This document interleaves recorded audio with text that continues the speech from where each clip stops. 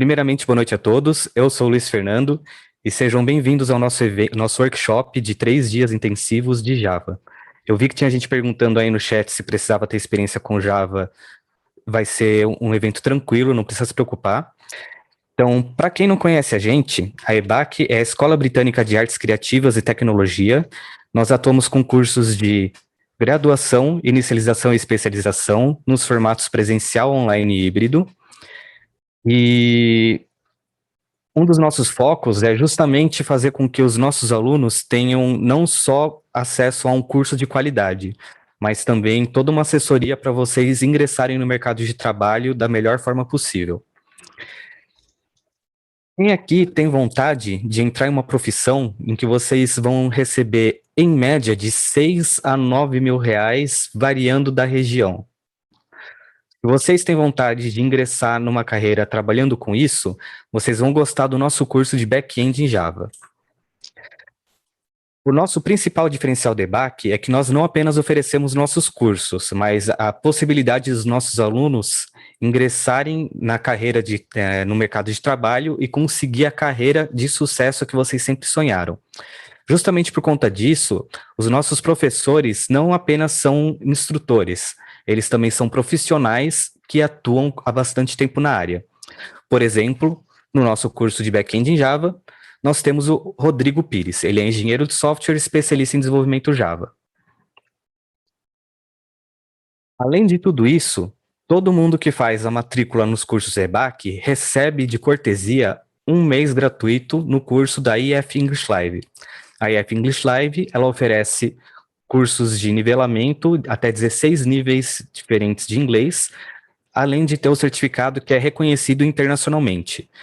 Para quem mexe com programação, sabe que basicamente programar é você conversar com o computador, utilizando a linguagem de programação, e normalmente as linguagens de programação são em inglês. Por isso, é muito importante para profissionais da área saberem falar inglês. Quem já viu o botãozinho aí embaixo, percebeu que tem um descontão rolando, principalmente agora que nós estamos em junho, tá em junho da virada, agora que nós estamos na virada de semestre, tem um belo descontão de 60% no curso de desenvolvimento back-end em Java.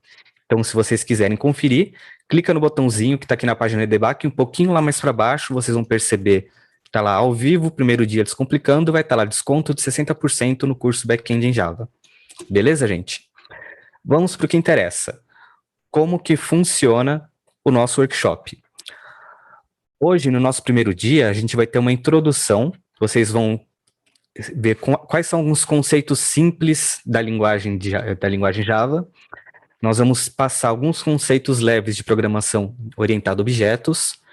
Vamos explicar como que vocês vão preparar o ambiente de vocês, o que vocês precisam instalar na máquina de vocês, quais são os sites oficiais para vocês pegarem as ferramentas necessárias, para vocês conseguirem deixar tudo rolando tranquilinho para participarem e acompanharem do workshop. E, dependendo de como rolar, ainda hoje vocês vão fazer o primeiro código rolando na linha de comando do Windows.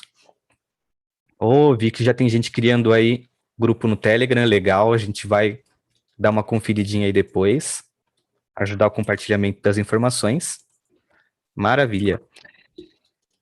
Amanhã, a gente vai colocar a mão no código. Nós vamos começar a mexer na linguagem Java, utilizar as ferramentas que o professor vai ensinar para vocês. Nós vamos estruturar o raciocínio, fazer alguns testes de uso. Nós vamos simular um ambiente, o professor vai explicar certinho qual que é o ambiente que a gente vai simular, como se fosse um cenário que vocês vão encontrar no mundo real mesmo. E uma coisa muito importante, para quem estiver participando no workshop, só vai receber o certificado de horas quem preencher um formulário, não precisam ficar ansiosos, não precisam se desesperar. O link do formulário a gente vai passar para vocês amanhã. A aula vai ficar salva, a aula de hoje vai ficar gravado, podem ficar tranquilos. O conselho que eu dou, hoje, pega uma pipoquinha, senta, assiste, confere as dicas que o professor tem para dar. Não precisa ficar se preocupando em tentar repetir, replicar tudo que o professor está fazendo hoje. O primeiro dia é justamente para vocês pegarem os conceitos e ficarem tranquilos para participar no resto do evento. Quem quiser concorrer, ter o Felizardo ou a Felizarda que vai ganhar uma bolsa integral no curso de back-end em Java, não percam a oportunidade preenchendo o formulário amanhã. Não precisam ficar preocupados com isso, eu vou passar o link tranquilo para vocês. Deem uma atenção especial para as últimas 2 questões que vai ter lá no formulário. É através dessas 2 últimas questõezinhas que vocês vão indicar que vocês têm interesse em concorrer a essa bolsa, que a gente vai selecionar um felizardo ou uma felizarda que vai participar aqui com a gente. Detalhes sobre o que vocês precisam prestar atenção para preencher no formulário, como que vai ser a atividade que o professor vai passar, ficam tranquilos que a gente vai mostrar isso tudo para vocês amanhã. Nesse primeiro dia a gente não quer sobrecarregar vocês, beleza? No terceiro dia, a gente vai fazer a correção de alguns exercícios ao vivo. Não precisam se preocupar em ter feito o exercício certo ou errado, só façam o exercício e enviem, mesmo que estiver incompleto, que a gente vai avaliar o que vocês fizeram, o que vocês tentaram fazer. Não tem certo e errado com relação a isso. Se vocês fizeram uma coisa que não rodou totalmente certo, a gente vai tirar dúvida com o professor no último dia, ver o porquê não funcionou. E se funcionou ou não funcionou, vocês vão estar concorrendo à bolsa de qualquer forma, tá ok? A gente não vai avaliar se rodou ou se não rodou. A gente vai avaliar se vocês tiveram interesse e vontade em tentar fazer. E, finalmente, vamos partir para o que realmente interessa. Vamos dar as boas-vindas para o César. O César, ele é entusiasta de tecnologia, sempre procura aprender coisas novas. Ele tem 17 anos de carreira, 5 anos dessa carreira trabalhando como arquiteto de sistemas. Ele dirigiu o foco dele para a segurança de aplicações e, com saudades de codificar, mudou novamente de foco e está atuando como desenvolvedor na Creditas. Se eu falei errado, ele vai me corrigir. Beleza? César, pode participar agora aqui com a gente, pode entrar no palco. Opa, boa noite, pessoal. Boa noite, Luiz. Tudo bem? Boa noite. Finalmente, pessoal, agora vocês vão ter o evento principal. O César vai passar as instruções para vocês. Eu vou ficar acompanhando vocês no chat, então podem ficar à vontade. Se vocês tiverem qualquer dúvida, a gente tem um sisteminha aqui que é a tecla SAP. Só aprende perguntando. Não existe perguntinha besta, não existe pergunta simples. Se vocês tiverem dúvida, a gente está aqui para auxiliar vocês, tá ok? Eu vou selecionar as perguntas, as dúvidas que vocês tiverem. Se der tempo de responder hoje, o César vai responder. Se não der, eu vou deixar anotado para o terceiro dia, que é o dia da gente tirar dúvidas. Beleza? Então, pode ficar à vontade, César. Obrigado. Bom, pessoal, eu vou me apresentar um pouquinho melhor. O meu nome é César, eu já tenho mais de 17 anos de carreira, e se contar o estágio já dá 20. Eu trabalhei a maior parte da minha vida com Java, desde o início. O meu primeiro emprego, na verdade, meu primeiro estágio foi com Java já, foi no Java 1.4, já tem bastante tempo. E eu cheguei até a fazer a certificação na época da Sun, que era o SCJP, no Java 1.5, o que já é bem velho também, se comparado que ele está na versão 16, se eu não me engano. Eu não fiquei focando apenas no Java, tá? Foquei por muito tempo, eu trabalhei só com Java por uns... Acho que desses 17 anos, uns 14 ou 12 anos, assim, foi puramente Java. E depois eu decidi virar um pouquinho uma full stack. Eu trabalhava com parte de front-end no Java também, mas eu não considerava o melhor dos mundos para o que eu queria fazer, né, para os meus objetivos.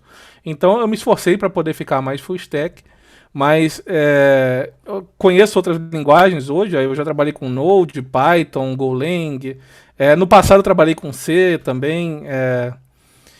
Mas o Java tem um carinho especial porque é aquela linguagem que eu comecei, a linguagem que eu comecei a aprender a programar, então eu sempre guardo um carinho maior por ela. Deixa eu compartilhar a tela aqui. Deixa eu achar a minha tela. Tá, esse aqui. Uma coisa só que é importante dizer, eu fiz uma apresentação procurando o que seria o ideal para a gente descomplicar do Java, né? Eu não achei que seria interessante pegar e passar por todos os conceitos iniciais, como explicando o que são variáveis, loops e condições e tudo. Eu acho que isso é interessante num curso completo, né? Eu acho que para um workshop que é para a gente descomplicar, eu fui procurando uma parte que eu vejo as pessoas tendo mais dúvida, tá? Que eu vi muito ao longo da carreira. Mas não se preocupem com isso, não vai precisar de um conhecimento avançado de Java nem nada. Eu vou falar tudo que a gente vai precisar usar, eu vou explicar detalhadamente o que é. E se sobrar dúvida, na hora que a gente for tirar abrir para perguntas, podem ficar à vontade.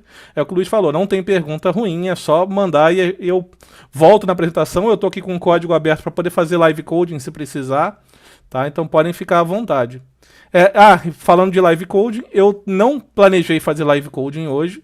Hoje eu planejei fazer puramente com slides, porque eu gosto de destacar algumas áreas, alguns trechos do código. E com slides ficaria um pouquinho mais fácil. O que eu fiz na prática foi escrever o código e passar para o Google Slides para poder exibir. Mas se eu precisar fazer o live coding para poder tirar dúvidas, é só pedir e eu pego e compartilho a outra janela aqui. Bom, vou começar então. Aqui a agenda o Luiz já falou, né? Hoje a gente vai falar um pouquinho de Java e orientação a objetos. Amanhã a gente vai fazer uma aplicação simples. Eu pretendo começar a escrever um Hello World, tá? Se não der tempo hoje, eu vou escrever amanhã e vou passar algo baseado no que eu estou apresentando hoje para vocês fazerem amanhã. Então a gente vai criar uma aplicaçãozinha legal, bem simplesinha, tá? Não vai ter entrada de dados nem nada, a gente vai só criar alguns objetos e trabalhar com eles no código mesmo. Algo bem terminal, no terminal, mas tranquilo de fazer. E no terceiro dia a gente vai corrigir os exercícios. E no final eu posso passar para vocês um link do GitHub com o código que eu escrever, não tem problema nenhum, tá? Então, vocês vão ter o código, vamos dizer assim, que está na apresentação, tá? Então, para começar, eu separei aqui um slide inicial de o que é Java. Eu comecei justamente com essa xícara de café por dois motivos. O primeiro é que eu acho que uma coisa que eu tenho na carreira é que desenvolvedor é uma caixa preta de código. A gente entra café e solta código, sabe? Entra café, sai código. Então, o Java representa muito isso para mim. E Java, o nome da linguagem, vem mesmo desse copo de café. Tá? Se vocês olharem, o símbolozinho do Java é um copinho de café com fumacinha saindo. Mas a linguagem em si, o que ela é, né? Ela é uma linguagem que é considerada de alto nível. E isso, linguagem de alto nível, significa que a gente tem algo mais próximo de uma escrita em inglês, né? Não chega a ser uma redação em que a gente vai realmente digitando e dando ordens para o computador, com sentenças e orações completas, mas ela tem uma sintaxe própria também que a gente precisa seguir. Comparada a linguagens mais antigas, que são consideradas de baixo nível, tipo Assembly, ela tinha acessos muito mais direto ao computador. Você precisava conhecer muito mais a arquitetura do computador porque você estava desenvolvendo antes de pegar e escrever o programa. Então o teu programa era voltado para uma arquitetura de computador. Ou seja, se você escrevesse um programa para Windows, você não ia de jeito nenhum rodar ele no Linux. Não sem muito esforço para poder transpor ele de um para outro. E eu estou sendo simplista, tá? Na verdade, eu estou falando de arquitetura de processador mesmo, não é nem só de sistema operacional. Com uma linguagem de alto nível, a gente consegue ter mais facilidades. E eu não estou falando só de Java, tá? A gente tem outras linguagens de alto nível, que é C, C++, Python, Ruby, várias dessas linguagens são consideradas de alto nível, que a gente consegue escrever e com uma certa abstração e rodar em outros sistemas operacionais. Ela é completamente orientada a objetos. Isso é onde eu optei por ter o foco nesse workshop, tá? Na orientação a objetos. Por quê? A maioria das linguagens você pode optar por escrever de forma orientada a objetos ou uma forma imperativa, procedural, até funcional. O Java ele é feito para ser orientado a objetos. Tá? Para começar o programa, você já é obrigado a criar um objeto. Você define classe, a gente vai entrar em mais detalhes mais para frente, mas você precisa, para começar já, declarar o seu objeto.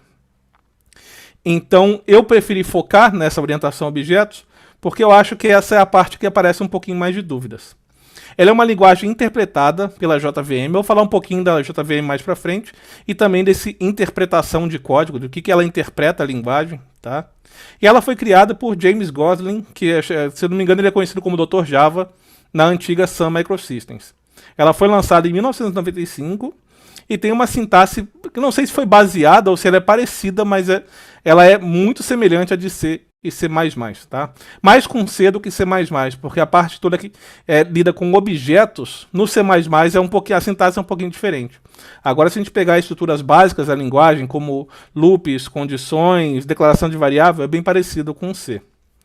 E ela foi adquirida pela Oracle como parte da Sun Microsystems em 2009 e 2010.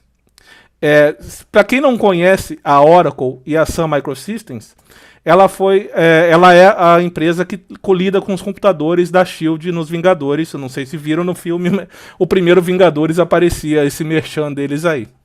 Mas a Sun e a Oracle, na verdade hoje a Oracle, ela é a detentora do Java. Isso não significa que não seja uma linguagem de código aberto, tá, gente? O Java, ele é uma linguagem de código aberto, porém a Sun é detentora tanto dos rumos da linguagem, quanto de uma JVM própria. Eu vou falar um pouquinho mais da JVM logo em seguida, que se você trabalhar com ela, você precisa seguir as regras que a Oracle criou. Mas você tem outras JVMs, como a OpenJDK, que deixam a gente conseguir trabalhar com Java de forma 100% aberta. Inclusive, famosamente, a Oracle teve uma briga com o Google nos últimos anos por causa do Java no Android. Não sei se todo mundo sabe, mas os aplicativos de Android inicialmente eram escritos puramente em Java.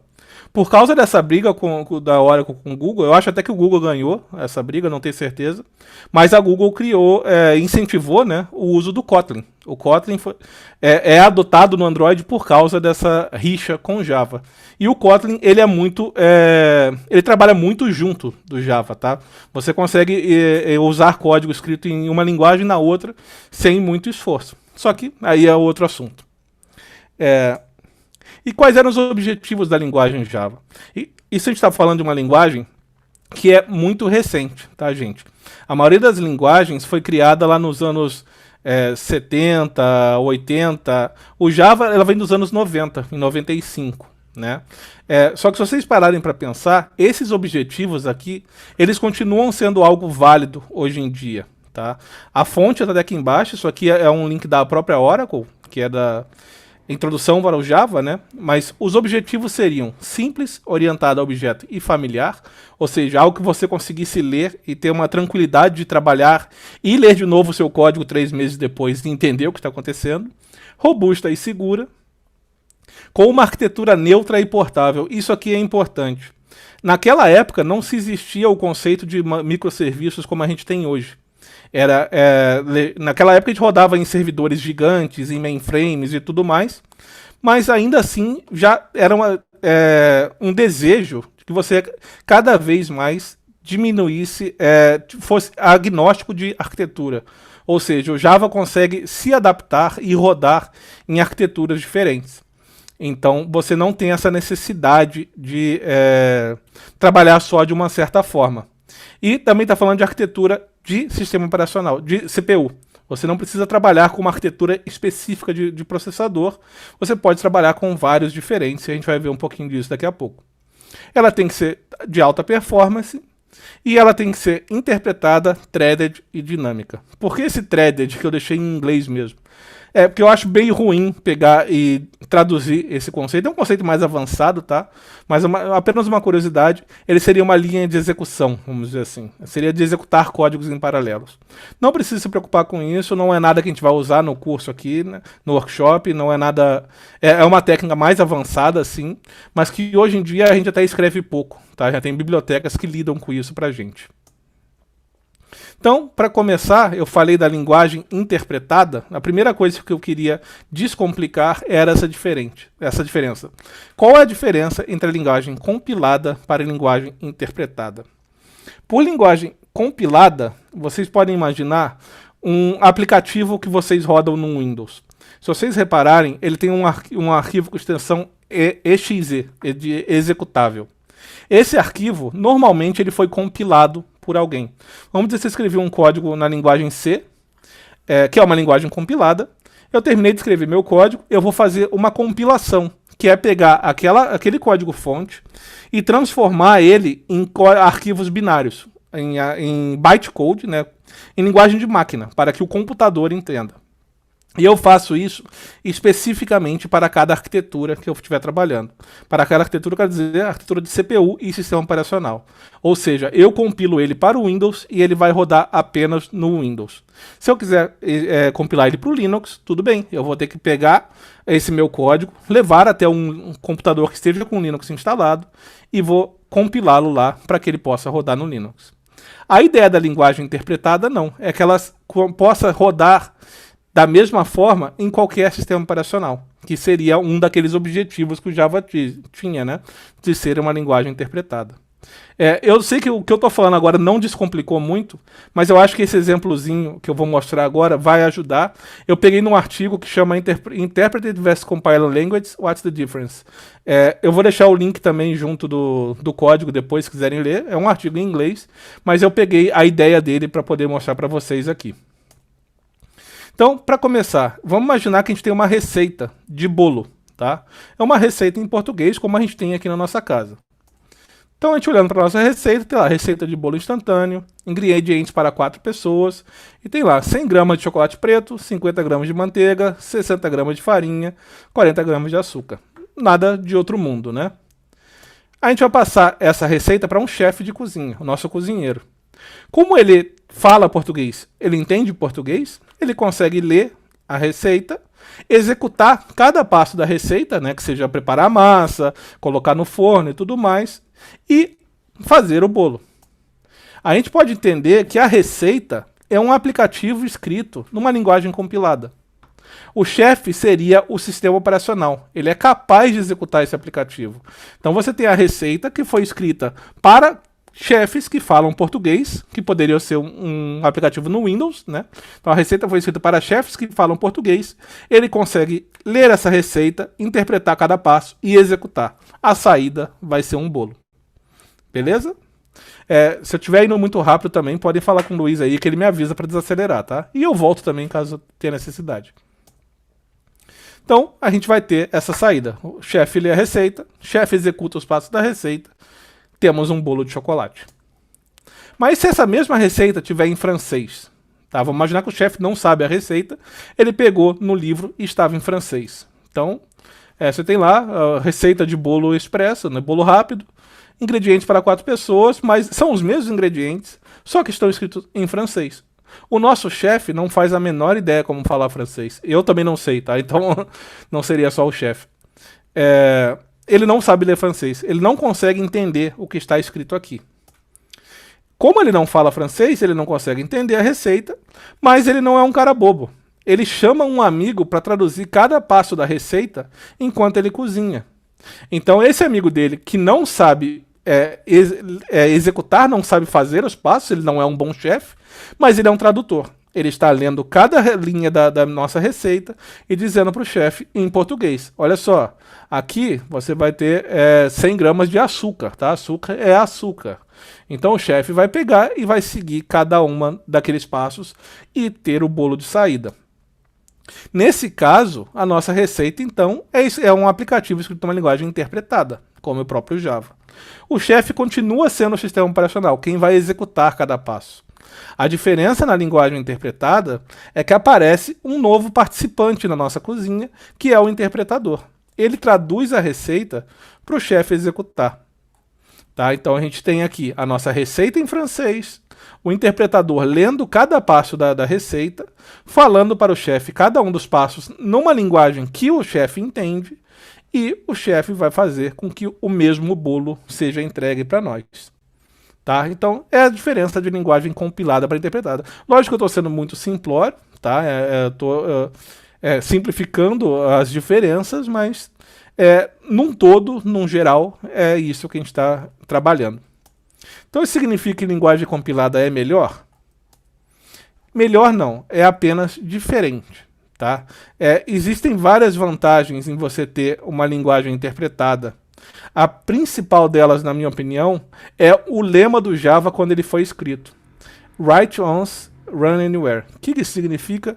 Escreva uma vez e rode em qualquer lugar. Isso era uma promessa desde o início, gente. Desde os anos 90, quando o Java foi pela primeira vez apresentado ao público, a promessa dele sempre era: você escreve uma vez e você roda em qualquer lugar. É simples fazer isso? Não. Você precisa configurar os lugares onde você quer rodar para rodar em Java. Tá? Você não pode simplesmente pegar e colocar num liquidificador. Não, o liquidificador tem que ser capaz de rodar Java. Porém, se ele for capaz de rodar Java, o teu código é o mesmo. O que você escreveu para computador vai funcionar no seu liquidificador, caso ele saiba rodar Java. O que não é verdade para uma linguagem compilada. A linguagem compilada precisa ser compilada para cada sistema operacional e arquitetura de CPU que ela fosse executada. Então, acaba sendo um pouquinho mais simples. Você tem um agente a mais, você tem um passo a mais na tua execução, mas você tem um pouquinho menos, um pouquinho mais de liberdade de distribuir esse código, certo?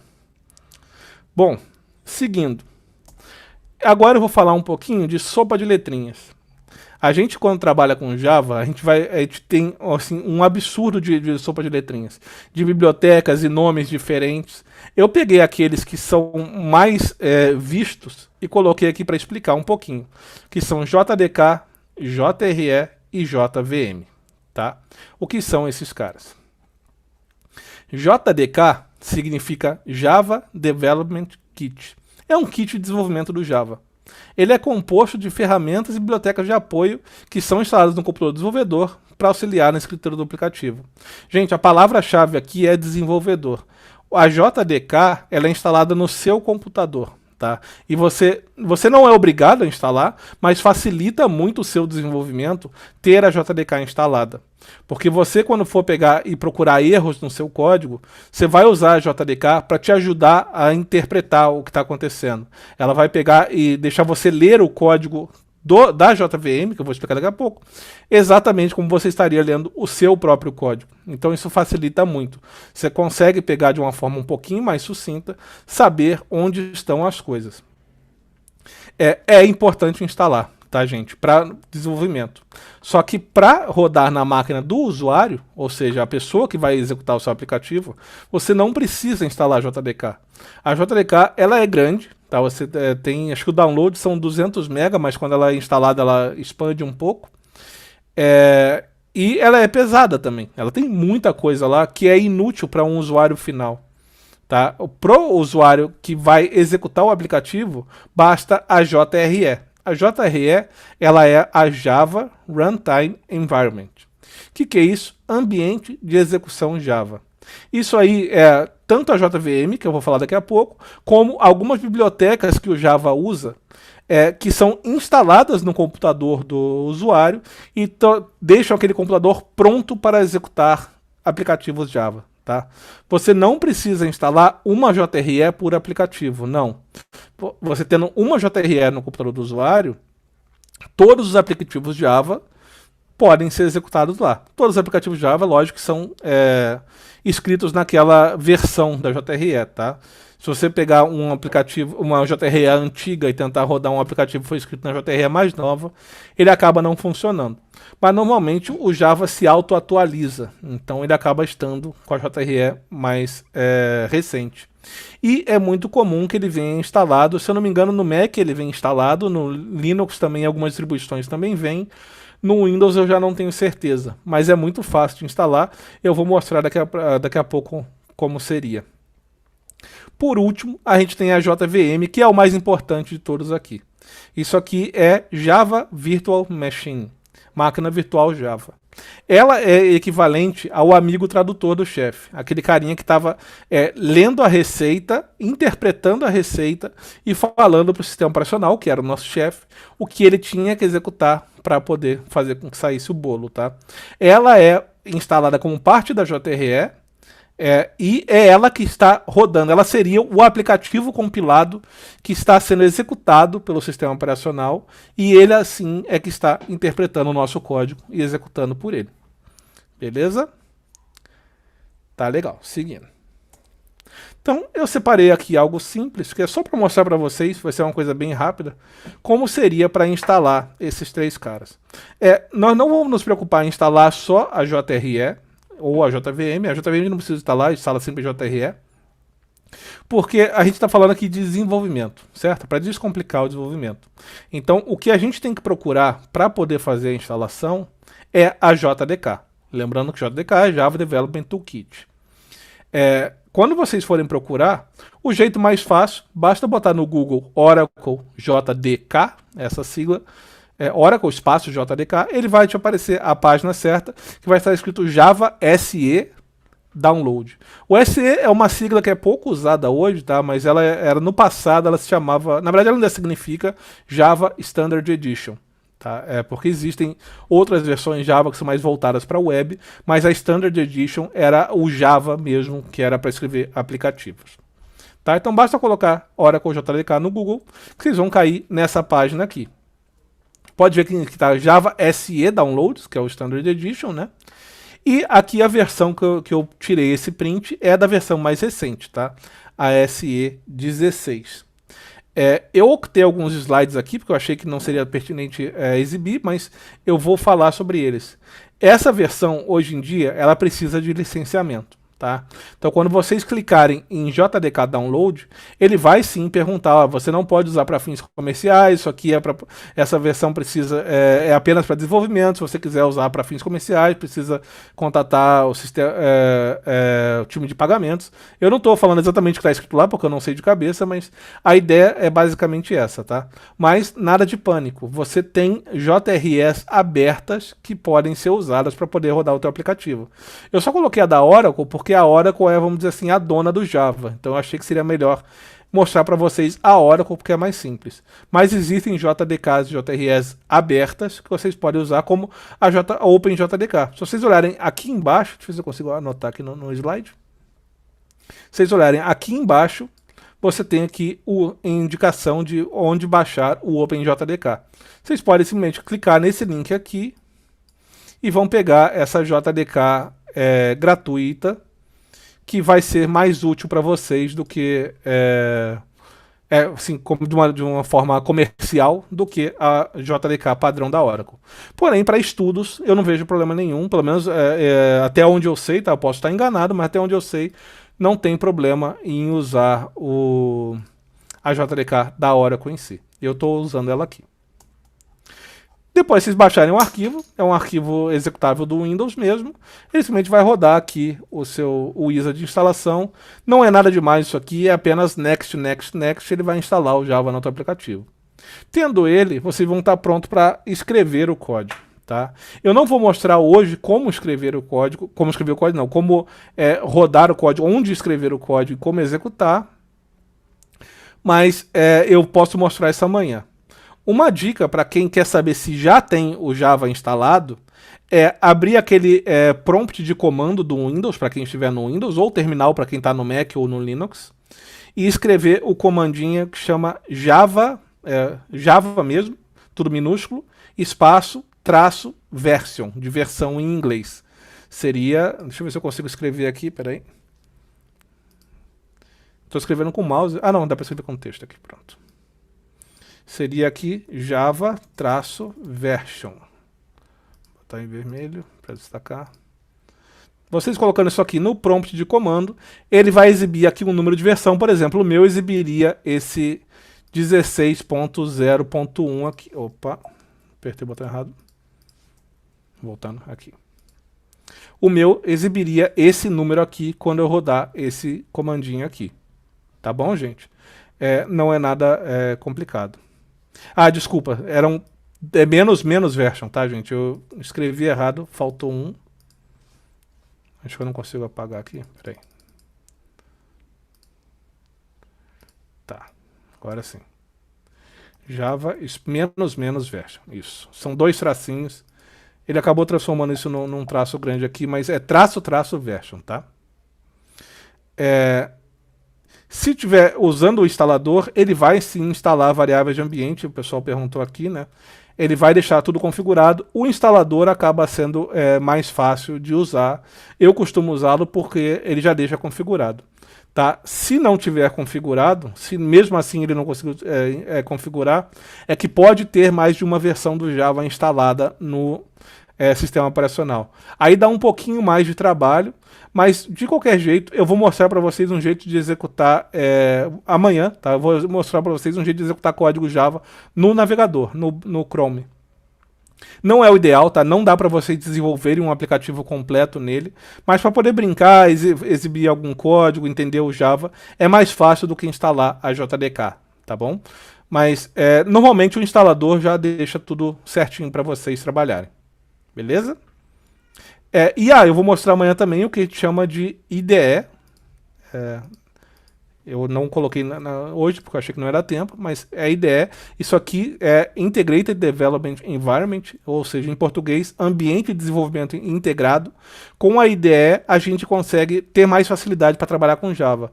A gente vai rodar essa instalação da JDK, vamos abrir a IDE, ele vai cuidar de variáveis de ambiente e tudo para a gente. Então acaba sendo um pouquinho mais fácil de executar o código, tá bom? Beleza, agora vamos na parte mais interessante do workshop. Programação orientada a objetos, famoso OOP. Por que eu optei ir direto para orientação a objetos? Porque a sintaxe do Java, ela apesar de ser meio que assustadora logo de cara, eu acho que a gente consegue pegar, assim, com alguma dúvida ou outra, usando até a IDE, ele vai dar algumas sugestões, mas a gente consegue pegar ela de uma forma um pouco mais rápida. Já a orientação ao objeto é um pouquinho mais trabalhosa de entender, porque você tem alguns conceitos específicos que você precisa estar de olho para poder lidar com a orientação ao objeto. Então, eu achei melhor começar por ela, mas já explicando os conceitos necessários para escrever o código básico aqui de Java. Não sei se vai dar tempo de falar tudo hoje, tá, gente? Mas se não der, não tem problema, a gente fala amanhã. Eu pretendo deixar um tempo para dúvidas hoje, mesmo que eu não consiga acabar os slides. Aí a gente continua amanhã e finaliza. Então, eu vou começar já jogando código na cara de vocês. Tá? A gente vai analisar esse primeiro código. A primeira coisa, o que eu estou querendo fazer aqui? Eu estou querendo criar dois carros. Tá? Um da marca Honda, a marca Honda modelo City. Outro da marca Volkswagen modelo Golf. Eu quero dizer que eles começam parados, então a velocidade deles é 0, e depois eu quero acelerar um pouquinho. Eu quero acelerar o Honda até 10 km por hora e acelerar o Golf até 50 km por hora.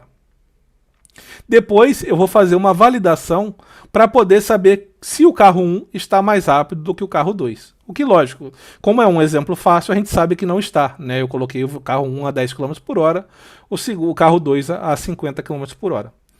Não se preocupe se isso aqui está assustador, eu vou passo a passo mostrar o que está acontecendo aqui nesse código. Tá? Primeira parte, a gente precisa criar variáveis para cada um dos atributos do carro que a gente vai usar no código.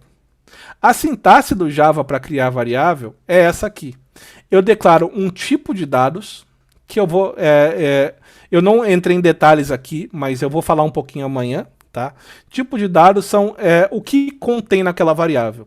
String, por exemplo, é um tipo de dado que contém texto. String, você vê esse nome feio aqui, string, na verdade a gente está falando de texto. Tá? E o texto é identificado pelas aspas. Vocês verem que ele sempre começa com uma aspa e termina com uma aspa. Isso aqui indica que é um texto, é uma string. Então a primeira coisa que eu faço é escrever o tipo do dado. Depois eu coloco um nome para a variável. Esse nome aqui não interessa para o computador qual é. É um nome para você, desenvolvedor, entender e saber o que aquela variável está contendo. Tá? E por último, eu vou colocar um valor nessa variável. Esse operador igual é uma pegadinha na maioria das linguagens de programação. Igual não é igual aqui. Igual significa atribuição. Então o igual está pegando esse texto aqui e atribuindo ele a essa variável. Na prática está colocando dentro dela. Então a variável marca carro 1 contém o valor Honda. A variável marca carro 2 contém o valor Volkswagen. Perguntaram se vamos usar o Visual Studio Community. Eu estava planejando usar ou o Visual Studio Code, que é uma versão bem simplificada do Visual Studio, ou o JetBrains IDEA, tá? São dois IDEs que eu costumo usar com Java. Eu estou usando aqui, esse código aqui é do Visual Studio Code, tá? Mas não precisa se preocupar com isso hoje, só respondendo a pergunta. Opa, deixa eu voltar aqui, apertei o botão. Tá. Então, assim, pode ver que eu repeti isso aqui, declarei o tipo da variável, que é uma string, texto, o nome dela, e coloquei um valor dentro dela. No primeiro eu coloquei Honda, na segunda Volkswagen, na terceira variável City e na quarta variável Golf. Depois eu criei duas variáveis de tipo int. Você pode ver que tem esse int aqui na frente. Int é um tipo que a gente chama de integer. Em português, inteiro. O que é inteiro? Se lembrarem da aula de matemática lá no colégio, vocês vão lembra do conjunto dos inteiros? Aquele que é o conjunto do z, né? Que era lembra aquele x pertence a z, tal que x é maior que zero, menor que tudo. Então, assim, é o conjunto z. Ele contém os números positivos e negativos que não são decimais, são números inteiros. Tá? Então a gente tem o zero e negativos e positivos também. A diferença do int no Java para o conjunto Z da matemática é que o conjunto Z da matemática era ilimitado, certo? Você tem tantos números negativos quanto números positivos quanto você puder imaginar. No Java não, ele tem um limite, tá? Eu não estou com o número dele aqui exato, mas é menos 150 alguma coisa, até mais 150 alguma coisa, 1000, tá? Não é pequeno assim, mas tem alguns milhares de números, mas ele tem limite mínimo e máximo. Então, da mesma forma, eu declarei aqui a variável que era do tipo int, dei um nome para ela, que é a velocidade do carro 1, e coloquei nela o valor 0. Eu coloquei velocidade do carro 1, 0, velocidade do carro 2 também 0. Então, eu criei uma variável para cada um dos atributos do carro que a gente precisa. Seguindo, eu criei uma descrição para o carro. Porque eu não quero falar só City ou só Golf, ou pior, chamar ele pela marca, só Honda ou só Volkswagen. Não. Eu queria fazer uma concatenação, que era colocar o nome da marca do carro, um espaço, se vocês olharem aqui, existe um espaço em branco aqui dentro, né? Existe um espaço em branco aqui, e depois colocar o modelo do carro. Então, na prática, isso aqui, a marca modelo carro 1 vai ter o valor Honda, espaço, City. A marca modelo carro 2 vai ter Volkswagen, espaço, 2. Tá? Isso é chamado de concatenação de strings. Eu criei uma string um pouco maior. E eu tive que repetir esse código, certo? Eita, tô apertando um botão sem querer aqui. Eu tive que repetir esse código. Na primeira linha, eu criei a minha descrição do primeiro carro. Na linha seguinte, eu criei a descrição para o meu segundo carro. Por último, eu vou alterar as velocidades do meu carro. Eu estou, na prática, acelerando os dois carros, certo? Eu comecei com os dois carros parados, velocidade 0, e agora eu vou acelerar os dois carros.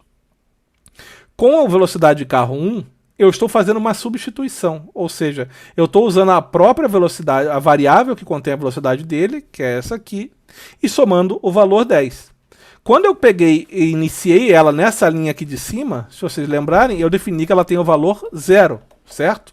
Então nessa linha aqui vai ter velocidade de carro 1 é igual a 0 mais 10, ou seja, ela terá 10 km por hora. Velocidade de carro 2, eu ignorei a velocidade que ela tinha antes, simplesmente defini 50. A velocidade dele foi 50. Ou seja, dessa aqui eu fui de 0 a 10, essa aqui eu fui para 50 direto. Certo? Então, assim, eu fiz um incremento na velocidade do primeiro carro, eu só somei, né? E no segundo, eu tive a definição de uma forma instantânea. Perceba que não tem um padrão aqui, né? Eu fiz de uma forma para o primeiro carro e de outra forma para o segundo. Isso já não está um código muito bem escrito. Uma coisa que é importante a gente prestar atenção quando a gente está escrevendo um aplicativo é ter um código bem legível e, claro, Ou seja, ele precisa fazer sentido para o desenvolvedor também. Não é só executar e ter a operação correta. Os desenvolvedores, você escreve o código para outras pessoas também, não só para você. Então, outras pessoas têm que pegar o seu código, ler esse código e entender e sentir que tem um padrão. Ou seja, os carros não aceleram de formas diferentes. Eles não podem pegar e ter definições de velocidade diferentes, certo? E para finalizar, a gente criou um if-else. If-else. O que é if-else? If é uma tradução, se você traduzir literalmente, você vai ter a palavra se. Ele é uma condição. Ele valida a condição que está depois dele. Na prática, o que está entre parênteses. Então, se vocês lerem essa linha de código aqui, você vai estar lendo assim: se a velocidade do carro 1 for maior que, isso aqui é o símbolo maior que da matemática, a velocidade do carro 2, eu vou executar todo o trecho de código que está entre essa chave e essa chave aqui. Eu abro e fecho chave. E não precisa ter apenas uma linha só não, tá, gente? Você pode ter quantas linhas de código tem lá. Isso é uma condicional. Um exemplo que eu gosto de dar para poder falar do if é que ele pode ser um desvio no teu código. Imagina que você tem uma estrada. Se você pega e faz um desvio nessa estrada e depois continua a direção, você pode estar aqui num if. Caso uma condição seja atendida, ele vai passar aqui por cima. Se não, ele pode continuar seguindo reto, tá? Ele é um desvio da tua instrução, do teu código. Então, na prática, você está validando aqui se a velocidade do carro 1 for maior que a velocidade do carro 2, a gente vai colocar essa função horrorosa aqui, que eu já vou falar dela, para poder escrever na tela o carro 1 está mais rápido que o carro 2. Lembrando que aqui em cima eu peguei e criei essas variáveis marca modelo carro 1 e marca modelo carro 2, dizendo que seria a marca espaço modelo. Então, no caso, se o carro 1 estiver mais rápido que o carro 2, nessa linha aqui eu vou escrever: o Honda City está mais rápido que o Volkswagen Golf. Ponto. Aí vem uma palavra-chave, else, que se a gente traduzir literalmente também, ela é o se não. Ou seja, o if é o se, o else é o se não. Ou seja, se isso aqui não for verdadeiro, ele vai executar o código que está entre essa chave aqui e essa chave aqui. Programação acaba sendo muito disso, tá? Tomar decisões baseadas em verdades, certo? A gente tem aqui uma hipótese de que o carro pode ser mais rápido do que o outro. Se essa hipótese for verdadeira, eu vou executar o código do if. Se ela for falsa, eu vou executar o código do else. Tá? Então, no caso aqui, como a gente viu o nosso código escrito, a gente definiu as velocidades deles manualmente, né? A gente sabe que o carro 1 está a 10 km por hora e o carro 2 está a 50 km por hora. Então, na prática, essa condição aqui vai ser falso, certo? Se a velocidade do carro 1 é maior que a velocidade do carro 2, não é, ela é falso. Ele vem direto para essa linha aqui dentro do else e vai imprimir na tela o Volkswagen Golf está mais rápido que o Honda City. Ponto final. E esse system.out.print aqui é algo do Java muito feio, eu sei, mas é como o Java é orientado a objetos. Isso é como você escreve na tela. A maioria das linguagens de programação usa apenas o print ou println, que é escrever, print é imprimir, println é imprimir uma linha, o ln de line. O Java, ele acaba forçando a gente a usar uma classe orientada a objeto aqui para poder colocar o system.out.print, ou seja, a saída do sistema, no caso é o terminal, escreva lá o texto que está ali. Mas não precisa se preocupar com isso, não precisa entender até o que ele está fazendo por baixo dos panos, basta saber que system.out.print ou println escreve um texto na tela. Beleza? Seguindo. Temos tempo ainda. Então, uma coisa que eu queria que todos parassem para pensar. Dado esse código todo, vocês perceberam que nenhuma variável tem uma relação real com as outras? Eu criei os nomes para indicar que elas pertencem ao mesmo carro. Mas isso é uma informação que só existe para o programador. O programador consegue ver que a primeira variável indica o carro 1. A segunda variável, a marca carro 2, indica o carro 2. Ele sabe que ela tem relação com a velocidade do carro 1 e que a marca carro 2 tem relação com a velocidade do carro 2. Mas para o Java em si, essas variáveis não têm relação nenhuma. Elas são simplesmente variáveis independentes. Elas guardam valores, que é isso que variáveis fazem. Elas apontam para a posição da memória que contém um valor e só. Não tem nenhuma relação com nenhuma das outras. E os programadores podem até errar, né? Eles podem pegar e colocar o valor, por exemplo, Golf como modelo do primeiro carro, que seria o Honda. Teria um Honda Golf. Por quê? Isso seria uma falta de atenção e não tem validação do computador, que elas teriam que ter algum vínculo. Para resolver isso, a gente entra na orientação a objeto para valer. Tá? Isso que eu estava mostrando para vocês foi apenas um código Java, como se fosse uma linguagem normal, assim, procedural, em que eu só estou escrevendo uma instrução depois da outra, uma instrução depois da outra. Isso é como você escreve na maioria das linguagens que são procedurais. No Java, como é orientado a objeto, a gente quebra esse pedaço e tenta entender o que são classes e objetos. Primeira coisa, a gente pode criar uma classe para armazenar as variáveis que têm alguma relação. O que é uma classe, gente? A classe é como um contrato, um descritor de um objeto. Elas são criadas por essa palavra-chave class e elas indicam que você está descrevendo alguma coisa. Por exemplo, você está assumindo que o carro é um objeto, certo? Você consegue ver que um carro tem uma cor, ele tem uma marca, tem um modelo, ele vai ter uma velocidade, porque se ele não tem velocidade ele está parado, velocidade é 0. Então assim, você tem propriedades no carro que você consegue ver, né, que você consegue sentir e usar. Você consegue acelerar o carro, você consegue frear o carro, você consegue consertar o carro. Então a classe, ela descreve esse carro. Ela descreve o que é um carro, o que faz de um carro um carro. Ela não é um objeto ainda, tá? Vou falar disso mais para frente. As variáveis que a gente estava usando no nosso código procedural, agora elas viram propriedades dessa classe. E elas indicam as características que aquele objeto pode ter.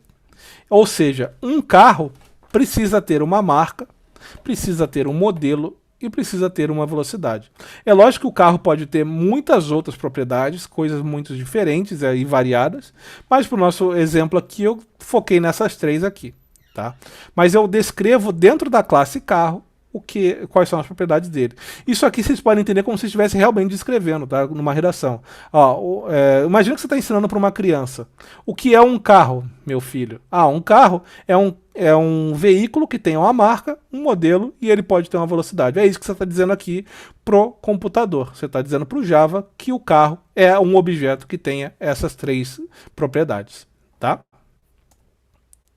Então agora eu vou reescrever aquele código original para usar essa nova classe. Vocês podem olhar aqui que foram poucas alterações, eu continuo tendo o mesmo número de linhas, mas eu comecei fazendo alguma alteração que era criar o próprio carro.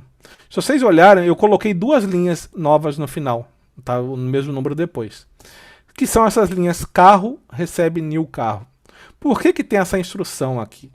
Porque agora eu preciso criar uma variável para poder armazenar aquele carro e eu preciso colocar um objeto dentro dela.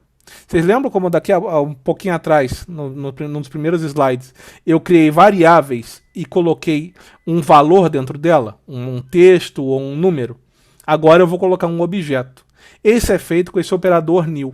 Você passa para ele uma classe e o new aloca um espacinho na memória e cria um objeto para ela. Ou seja, tem lá o que a gente chama de instância, tem uma instância de um carro. É como se ele tivesse criado um carro para você. E da mesma forma como eu criei lá a string, né, eu tive que dizer que era uma string ou inteiro, eu preciso colocar o tipo também. Então aqui na frente eu vou colocar que o meu tipo da minha variável é carro, que é a classe que eu criei, e eu estou colocando o nome dela como carro 1 ou carro 2.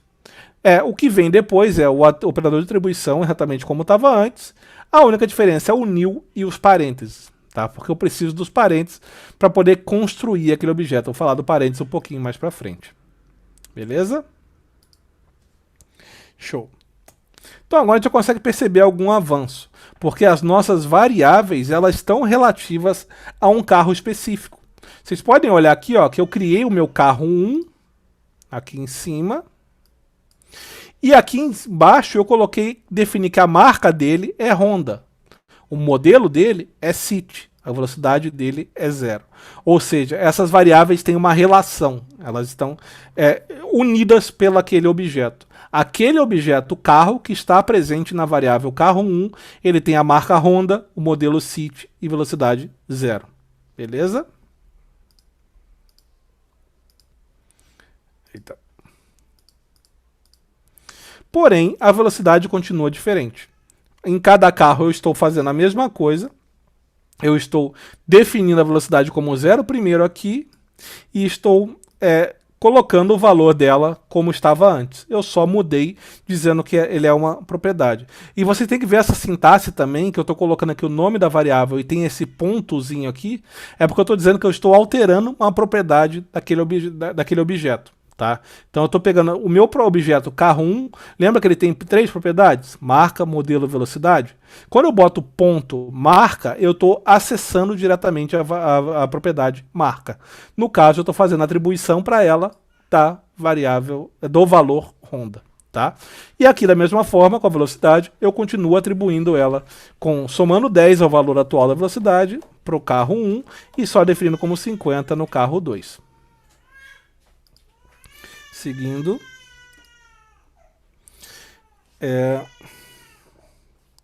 Tá. Agora, para poder resolver esse problema da velocidade e da descrição, que a descrição, eu não falei aqui, a descrição continua duplicada aqui também, tá? No meu texto aqui da descrição, aqui embaixo, além da velocidade, eu continuo fazendo a mesma coisa, criando uma variável com a marca modelo para cada uma delas, só estou pegando os valores que estão nas variáveis, nos objetos. Aqui. Então agora eu vou fazer uma alteração na classe carro. Eu vou colocar 3 funções. O que são funções? São ações que podem ser executadas por aquele objeto. Tá? A primeira função que eu estou criando é uma função que chama getDescrição. Por que get? O Luiz falou até no começo aqui do workshop que o inglês acaba ajudando a gente para escrever, porque a gente fala muita coisa em inglês, por exemplo, public, class são palavras em inglês. É uma convenção também que a gente coloque alguns nomes de função, pelo menos os prefixos, em inglês. Tá? Então assim, fica meio estranho que o get descrição, mas é porque eu quis escrever as minhas variáveis em português para ficar mais legível. Porém, o que a gente chama de getter e setter, que é uma função que recupera valor, é um comum a gente colocar em inglês. Mas na prática o que eu estou fazendo é que essa função ela recupera a descrição. E aí eu tenho uma palavra-chave que chama return, que é retorna. Essa função retorna um valor que é aquele que eu tinha feito no outro código. Marca mais espaço mais modelo. Aqui ele vai retornar uma string que pode ser Honda espaço Civic ou City ou Volkswagen espaço Golf. Tá certo? Essa função, o único trabalho dela é de executar isso. E função também tem um vínculo com a matemática, tá? Se vocês lembrarem no segundo grau, você tinha aquelas funções de primeiro grau, funções de segundo grau, que vocês usavam. Por exemplo, y igual a x mais b, isso eram funções. E você passava variáveis para ela e elas retornavam valores. É mais ou menos isso que a gente está fazendo aqui. No caso, a gente está passando 2 variáveis, que são a marca e o modelo, e ela está retornando um valor que é a concatenação de marca e modelo, certo? É um paralelo com a matemática. E aí eu criei 2 funções que na verdade a gente chama de métodos, que são para executar uma ação. Pode ver que elas não vão retornar nada, mas elas vão alterar o objeto de alguma forma. A primeira que eu criei é uma função chamada acelera, que está indicando para o carro, acelere por quantos quilômetros por hora. Ou seja, eu vou chamar carro1.acelera 10. Isso significa para o carro acelere 10 km por hora. O que esse carro vai fazer? Ele vai pegar a velocidade atual que ele tem e vai somar 10 km por hora. Lembra que eu tinha feito antes que o carro 1 ele estava fazendo a velocidade atual mais 10, o carro 2 direto 50? Isso não vai acontecer mais, porque agora os meus 2 carros vão ter um jeito de falar com a velocidade, que é através de acelerar ou desacelerar, que seria o frear. né? Ela desacelera por quantos quilômetros por hora, eu vou pegar a velocidade atual e vou subtrair tantos quilômetros por hora. Os dois valores aqui, esse integer por quantos quilômetros por hora que tem nas duas funções, é o que a gente chama de argumentos da função. Tá? Você está criando uma função que ela recebe um valor e ela retorna um resultado. No caso aqui não retorna, mas ela calcula. Certo? Isso é o equivalente do, por exemplo, x mais 10. Uma funçãozinha y igual a x mais 10. Esse por quantos quilômetros por hora seria o equivalente do x. Se você tem aqui, por exemplo, x igual a 1, o valor dela vai ser 11. O que a gente está fazendo aqui é colocar na velocidade o valor que está no x, que seria o por quantos quilômetros por hora. Certo? Seguindo. Então, eu fiz agora a alteração aqui no meu código. Eu estou alterando a parte que mexe com a aceleração. Podem ver que eu iniciei aqui a velocidade do carro em 0, mas eu peguei e mandei os dois carros acelerarem. Agora, eles estão fazendo da forma igual. Os dois têm o mesmo trabalho. Pegar a velocidade atual. O primeiro carro vai somar 10 km por hora, o segundo carro vai somar 50 km por hora. Está coerente. Eu não tenho dois carros acelerando de forma diferente. Eu não tenho um carro que obedece a lei da física e outro não. Não. Agora os dois têm que seguir as leis próprias que foram criadas para eles. E se vocês olharem, eu não preciso mais criar aquela variável marca, modelo, carro. Porque agora eu tenho a função getDescrição no nosso carro. Então eu posso simplesmente pegar e substituir aqui onde está a marca, modelo, carro e chamar a função getDescrição. Da mesma forma que a gente tinha feito com as propriedades antes de pegar e colocar o ponto para acessar a propriedade, a gente faz a mesma coisa com a função. A diferença é que a gente tem que colocar esse parênteses no final aqui para dizer que a gente está querendo executar essa função. Então a gente está falando Java, pegue a função getDescrição, execute e me retorne o valor, porque ela tinha aquele valor, aquela palavra-chave return dentro dela. Então o que ele está fazendo é pegando esse valor aqui, retornando esse valor, e ele vai entrar aqui na descrição. O resultado final para o usuário vai ser o mesmo. Aqui vai aparecer, vai executar apenas a linha 2, porque a velocidade do carro 2 é maior do que o carro 1, e vai aparecer o Volkswagen Golf está mais rápido que o Honda City. Certo? Mas a situação ainda não impede que o programador altere a velocidade diretamente. Então a gente ainda não chegou no ponto. Por quê? Se vocês repararem, aqui eu estou acelerando o meu carro, certo? Estou dizendo, pegue a velocidade atual e acelere. Só que essa propriedade de velocidade ainda é acessível diretamente. Ela não está escondida. Eu queria, de alguma forma, forçar o programador a só conseguir acelerar o carro através da função. Se ele quer aumentar a velocidade, ele acelera. Se ele quer diminuir a velocidade, ele desacelera. Eu não quero que ele pegue e faça como tinha feito antes, que era colocar simplesmente velocidade igual a 50. Isso é ruim. Então, para isso, a gente vai trabalhar um novo conceito que chama encapsulamento. O que é o encapsulamento em si? É quando a gente pega alguma dessas propriedades da nossa classe e escondemos ela do público exterior, ou seja, de quem está chamando a nossa classe, usando os objetos, e faça com que ele só tenha acesso a ela através de funções. Como é que a gente vai fazer então? A gente vai criar algumas alterações aqui na nossa classe, começando por deixar nossas propriedades privadas. Vocês podem olhar que aqui o código está... eu já dei o código final, tá? Mas eu vou destacando aqui. Primeira coisa, a gente vai usar a palavra-chave private. O que significa private? Em bom português, isso é privado. Ou seja, essas propriedades marca, modelo e velocidade só são acessíveis por código que estão dentro da classe carro. Podem ver aqui, ó, que dentro das funções que eu estou criando, eu estou trabalhando diretamente com elas. Porém, lá no outro arquivinho, que era o app.java, eu não consigo enxergar mais elas. Eu vou tomar um erro nesse ponto aqui. Ó. Se eu tentar rodar esse código, esse ponto aqui, carro1.marca, carro2.marca, vão dar erro porque eles não conseguem mais ter acesso a essas propriedades. E para poder eles conseguirem, a gente faz com que aqueles valores sejam acessíveis apenas através de funções. Ou seja, se ele quer ler a marca, ele vai ter que chamar uma função chamada getMarca. Se ele quer alterar a marca, Ele vai ter que chamar uma função chamada setMarca e vai passar um argumento que é a nova marca. Podem ver que isso também para o modelo vai para a velocidade também, tá? O encapsulamento é importante porque ele te dá mais controle, tá, gente?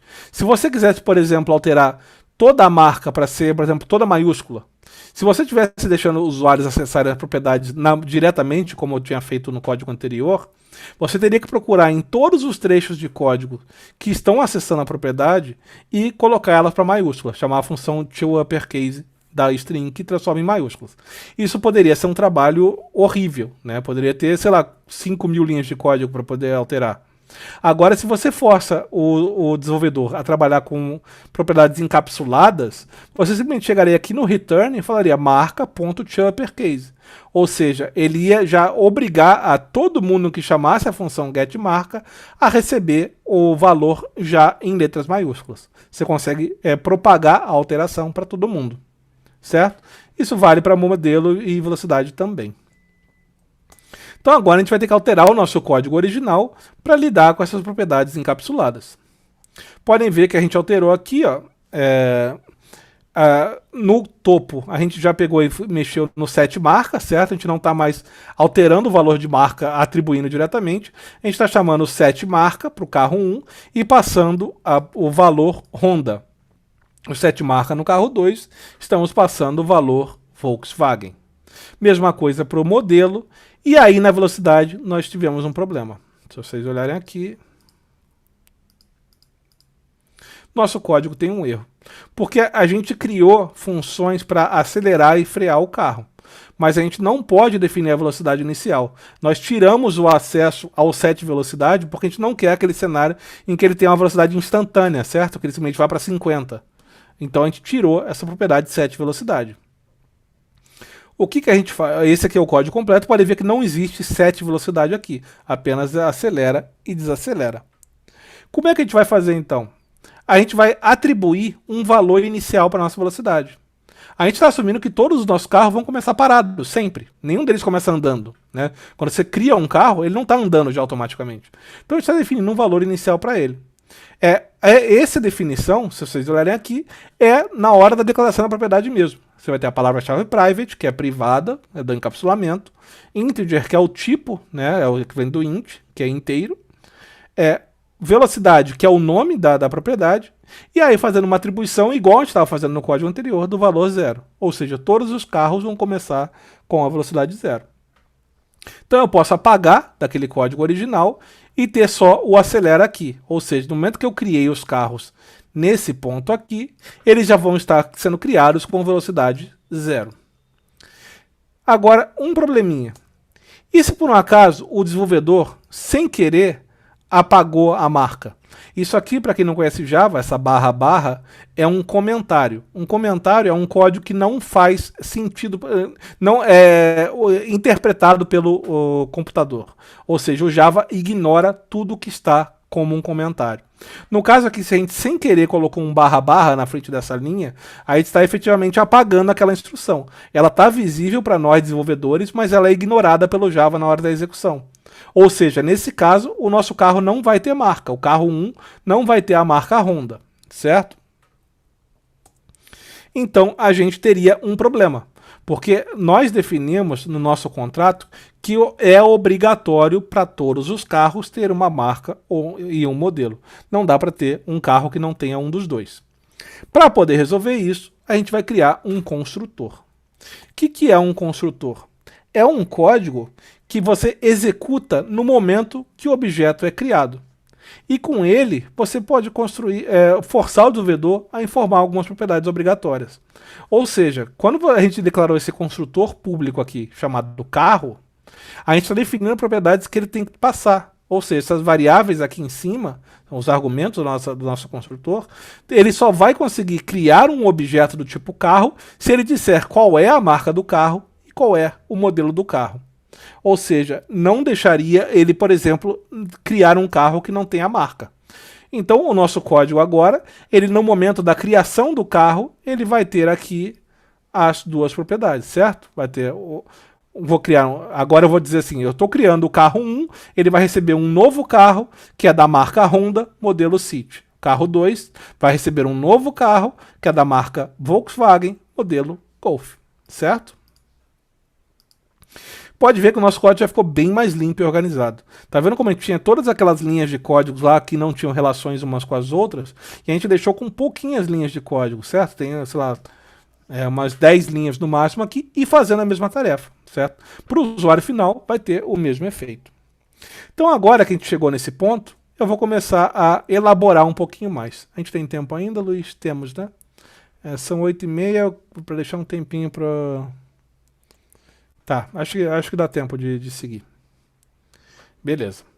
Então eu vou elaborar um pouquinho mais o nosso aplicativo agora e vou colocar para a gente verificar as peças do nosso carro. O que a gente vai fazer então?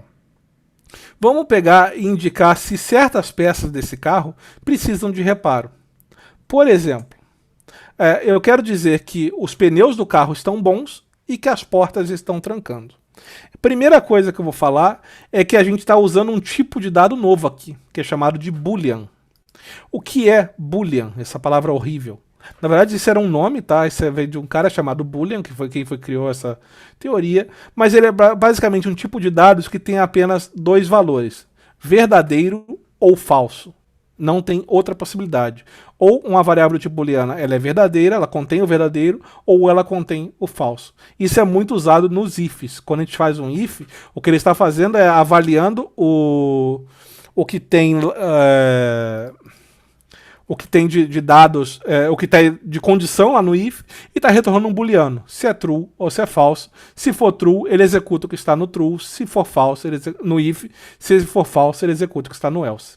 Então o que eu estou fazendo é definindo que todos os carros começam com pneus bons e todos os carros começam com portas trancando. A gente já sabe fazer isso, a gente só vai adicionar mais duas propriedades ao nosso carro e vamos deixá-las encapsuladas. Com variável booleana é também uma convenção você colocar o is, né? Porque você está fazendo uma pergunta. Em inglês, como tipo, os pneus estão bons? As portas estão trancando? O is seria para... em inglês esse código faz mais sentido, tá? Fica are the doors locking, coisas assim, né? Também não fica tão bom pro is porque tá no singular. Então a gente está assumindo que eles começam com boas peças.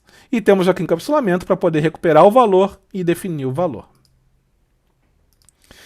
Beleza, agora eu vou colocar mais dois ifs, então, para poder validar nossas peças do nosso carro. Eu vou colocar um primeiro if, vai dizer se verificar se os pneus do nosso carro 1 estão bons, e se estiverem bons, ele vai escrever os pneus do carro, que o carro 1 é o Honda City, estão em bons estados. Se for false, ele vai colocar, cuidado, os pneus do carro Honda City precisam ser trocados. E logo em seguida eu vou fazer uma segunda validação, que é verificar se o carro 2 está com as portas trancando. Então, carro 2 e portas trancando? Se sim, ele vai escrever as portas do carro Volkswagen Golf estão trancando corretamente. Se não estiverem trancando, vai escrever, cuidado, as portas do carro Volkswagen Golf não estão trancando. Beleza? Até aqui tranquilo, né? Não tem nada de novo, eu só estou repetindo aquilo que a gente acabou de fazer no código. Uma coisa, gente, eu sei que é muita informação, mas é que eu estou tentando comprimir também conteúdos que dariam para várias aulas, tá? Em um workshop. Mas podem ficar tranquilos, eu não vou dar algo muito elaborado, assim, muito difícil para vocês fazerem amanhã. Eu acho que todo mundo vai conseguir fazer tranquilo, mas quem não conseguir, eu também vou estar à disposição para a gente poder corrigir e entender, tá? E se não der tempo de tirar muitas dúvidas hoje, a gente também tem amanhã e na sexta também para poder compensar. Mas beleza, a gente já fez aquilo. E se agora a gente quiser comparar um carro e uma moto? Se a gente não quer mais comparar dois carros, eu quero comparar um carro com uma moto. Fiz uma alteração aqui no meu código. Vocês podem olhar que eu troquei o nome da segunda variável de carro 2 para moto e mudei a marca para Harley Davidson, modelo XLCR1000. Ou seja, uma moto real. Eu continuo mandando o carro 1 acelerar. O carro, agora não tem mais um, né? Eu tirei o índice no final. Então, continuo mandando o carro acelerar a 10 km por hora, além da velocidade inicial, e a moto acelerar para 50. Beleza. Continuo validando aqui a velocidade, continuo validando as nossas peças. Alguém consegue perceber alguma coisa estranha nesse código? Opa, apertei o botão errado aqui. Primeira coisa, isso aqui realmente quer dizer que é uma moto? Acho que não, né? Se eu tô perguntando, até já dá aquele sentimento que eu tô. É uma pergunta retórica, né? Primeiro, a gente está criando um objeto do tipo carro. Lembra que eu falei que no início, antes de declarar o nome da variável, eu estou dizendo o tipo daquele dado? Eu estou dizendo que o tipo dele é carro. E o objeto eu estou criando também com o new carro. Então eu posso dizer que a marca e modelo dele são de uma moto, mas eu estou criando um carro. É como se eu estivesse criando um carro que tem a mesma marca e o mesmo modelo de uma moto, mas ele é um carro. E logo abaixo eu estou validando se a porta da moto está trancando. Isso não faz o menor sentido, certo? As motos não costumam ter portas. Então eu estou fazendo, isso aqui prova que eu estou lidando com um carro, apesar de estar chamando de moto. Então como é que a gente conseguiria resolver isso? A gente ia repetir o processo que a gente fez antes e criar uma nova classe para poder representar a nossa moto. Então vocês vão olhar que aqui no topo eu só troquei, continuo mantendo public class, mas eu troquei de carro para moto, é um novo arquivo, e mantive tudo igual. Só onde estava carro eu troquei por moto, e eu apaguei a propriedade portas trancando, porque não faz sentido para uma moto. Eu estou validando apenas se os pneus da moto estão bons. Então, eu fiz a alteração aqui, agora eu tenho código que estava parecido antes, mas vocês podem ver que eu tenho aqui o moto. Peraí, opa, me antecipei aqui. Vocês podem ver que eu tenho agora, estou criando efetivamente uma moto, eu estou validando, o tipo da minha variável é moto, eu estou criando o objeto do tipo moto, passando a marca e modelo. E aqui embaixo eu estou validando apenas se a moto tem pneus bons. O carro eu continuo validando se as portas estão trancando. Certo? Mas agora vocês têm que observar as nossas classes carro e moto. Conseguem ver a quantidade de código duplicado que tem nessas classes? Vou deixar elas aqui para vocês verem. Ó. Não sei se está muito pequena na tela, mas vocês podem ver que ambas possuem marca, ambas possuem modelo, ambas possuem velocidade, ambas possuem pneus bons. E os métodos para acessar todas. A única diferença é que carro tem a validação se a porta estão trancando e as funções para acessá-la, certo? A gente tem um meio de resolver isso, de fazer esse código ficar um pouquinho mais limpo também. Isso se chama isso é feito através do que a gente chama de herança. Tá? Então, o que é herança? Olhando de novo para as nossas classes, a gente consegue perceber duas coisas. A maioria das propriedades dizem respeito às duas classes, certo? E ambas são dois veículos motorizados, certo? São veículos motorizados. Eu estou andando de carro, estou andando de moto, mas eu estou andando de um veículo, a motor. Então eu posso pegar e criar uma nova classe chamada veículo. Eu estou subindo um pouquinho o nível, né? E estou colocando nela todas as propriedades e funções que estão em comum entre as classes carro e moto. Então eu simplesmente criei uma nova classezinha, chamei de veículo e trouxe tudo para cá para dentro, que era comum dos dois. Agora, as classes carro e moto, elas não precisam mais declarar as propriedades em comum, porque elas vão herdar tudo de veículo. E como é que elas herdam de veículo? Através dessa palavra-chave extends. Eu estou dizendo agora que uma moto é um veículo, sabe? Eu não estou dizendo só que uma moto é uma moto, não. A moto é também um veículo. Ou seja, ela tem características próprias de moto, mas ela tem todas as características que definem um veículo, certo? Isso aí, se alguém tiver dúvida, pode perguntar de novo, porque é muito importante, tá? Estou dizendo que uma moto também é um veículo. Ela tem todas as características de um veículo, mas também tem particularidades que a definem como moto. O carro, a mesma coisa. Ele também estende veículo, só que eu vou escrever na nossa classe carro aquelas propriedades e funções que são características do carro. Ou seja, eu coloquei toda a parte para lidar com portas trancando dentro do carro.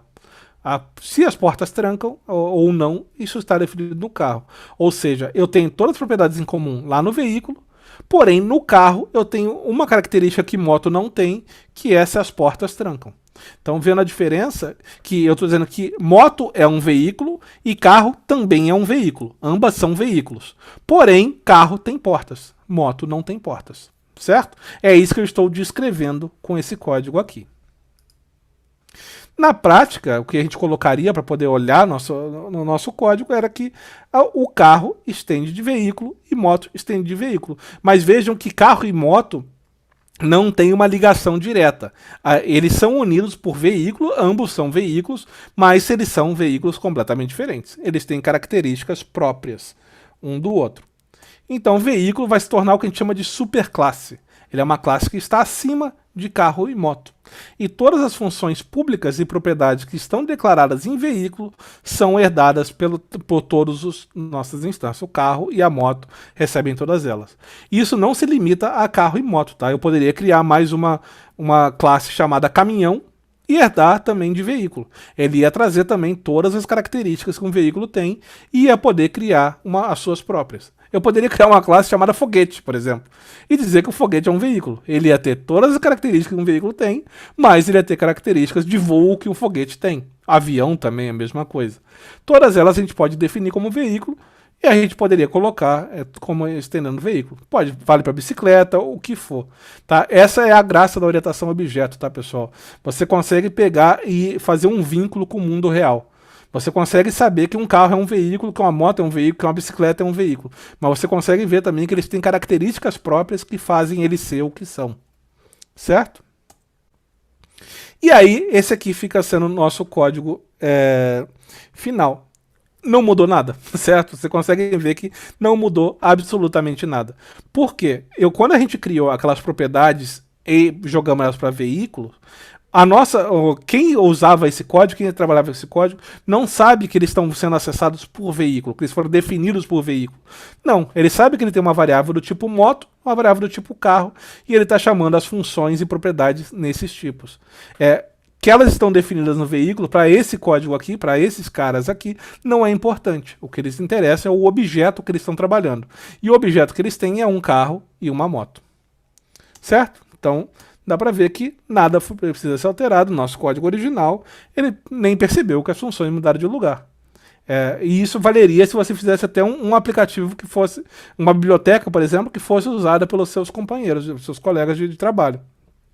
Se você faz uma alteração dessa e deixa ele com uma orientação objeto mais elegante, você consegue deixar uma descrição mais elegante, se feito certinho, os seus colegas não vão nem perceber que mudou. Foi tudo transparente. Certo?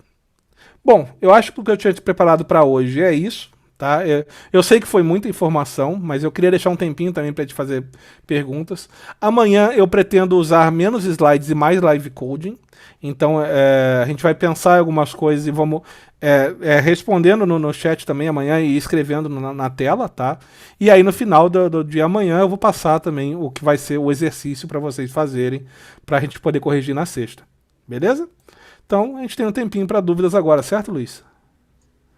Deixa eu interromper o Certo, compartilhamento. mas antes das dúvidas, como você falou bastante, vamos dar um tempinho aí para você tomar uma água, dar uma respirada, e eu vou mostrar aqui para o pessoal um detalhezinho.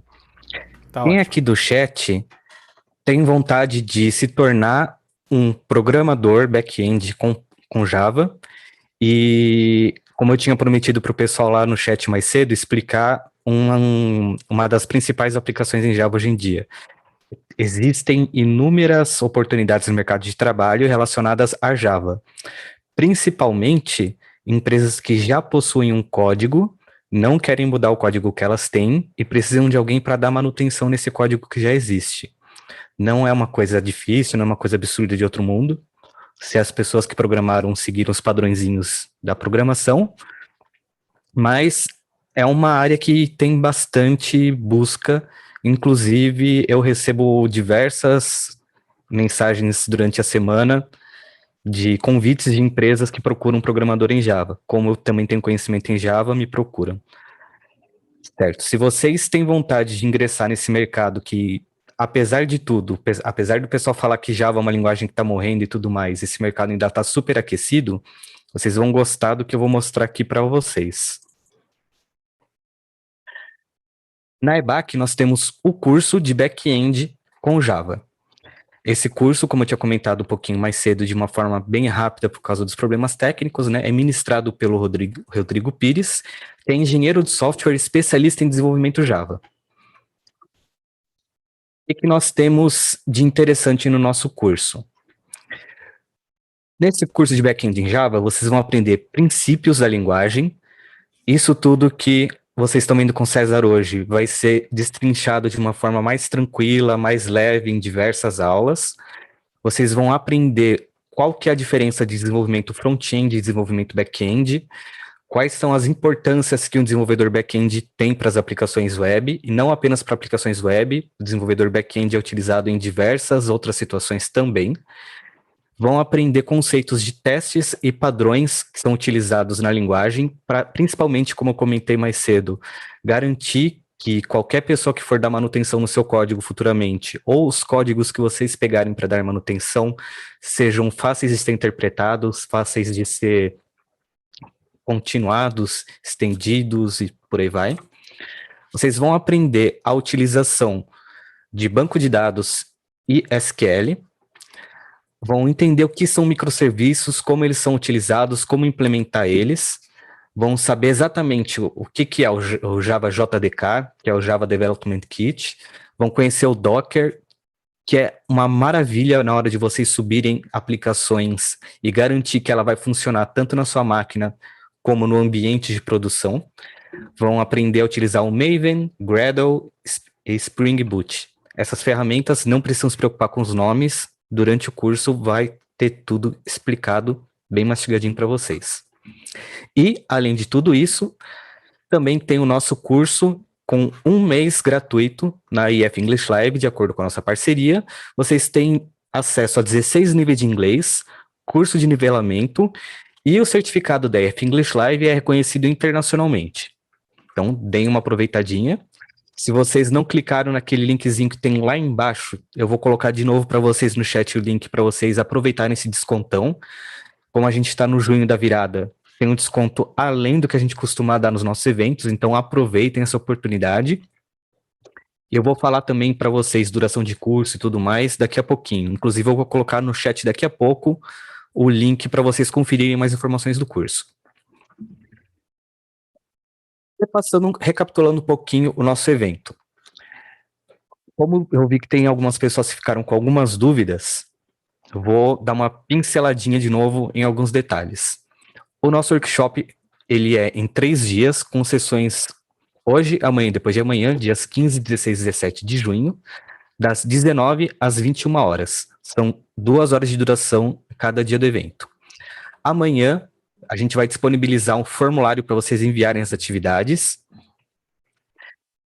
As atividades vão ser aceitas no formulário até o dia 17, às 4 horas da tarde. Fiquem atentos ao horário. Depois disso, vai virar uma chavinha, o formulário vai fechar, vocês não vão conseguir mais nem preencher. Ou seja, se vocês de última hora conseguirem preencher as informações do formulário e enviar, tá beleza, tá valendo ainda. Só vai receber o certificado quem preencher adequadamente o formulário. Prestem bastante atenção para não preencherem nenhuma informaçãozinha errada. Amanhã, quando eu for compartilhar o formulário com vocês, eu vou explicar, vocês vão ver que é tranquilinho, beleza?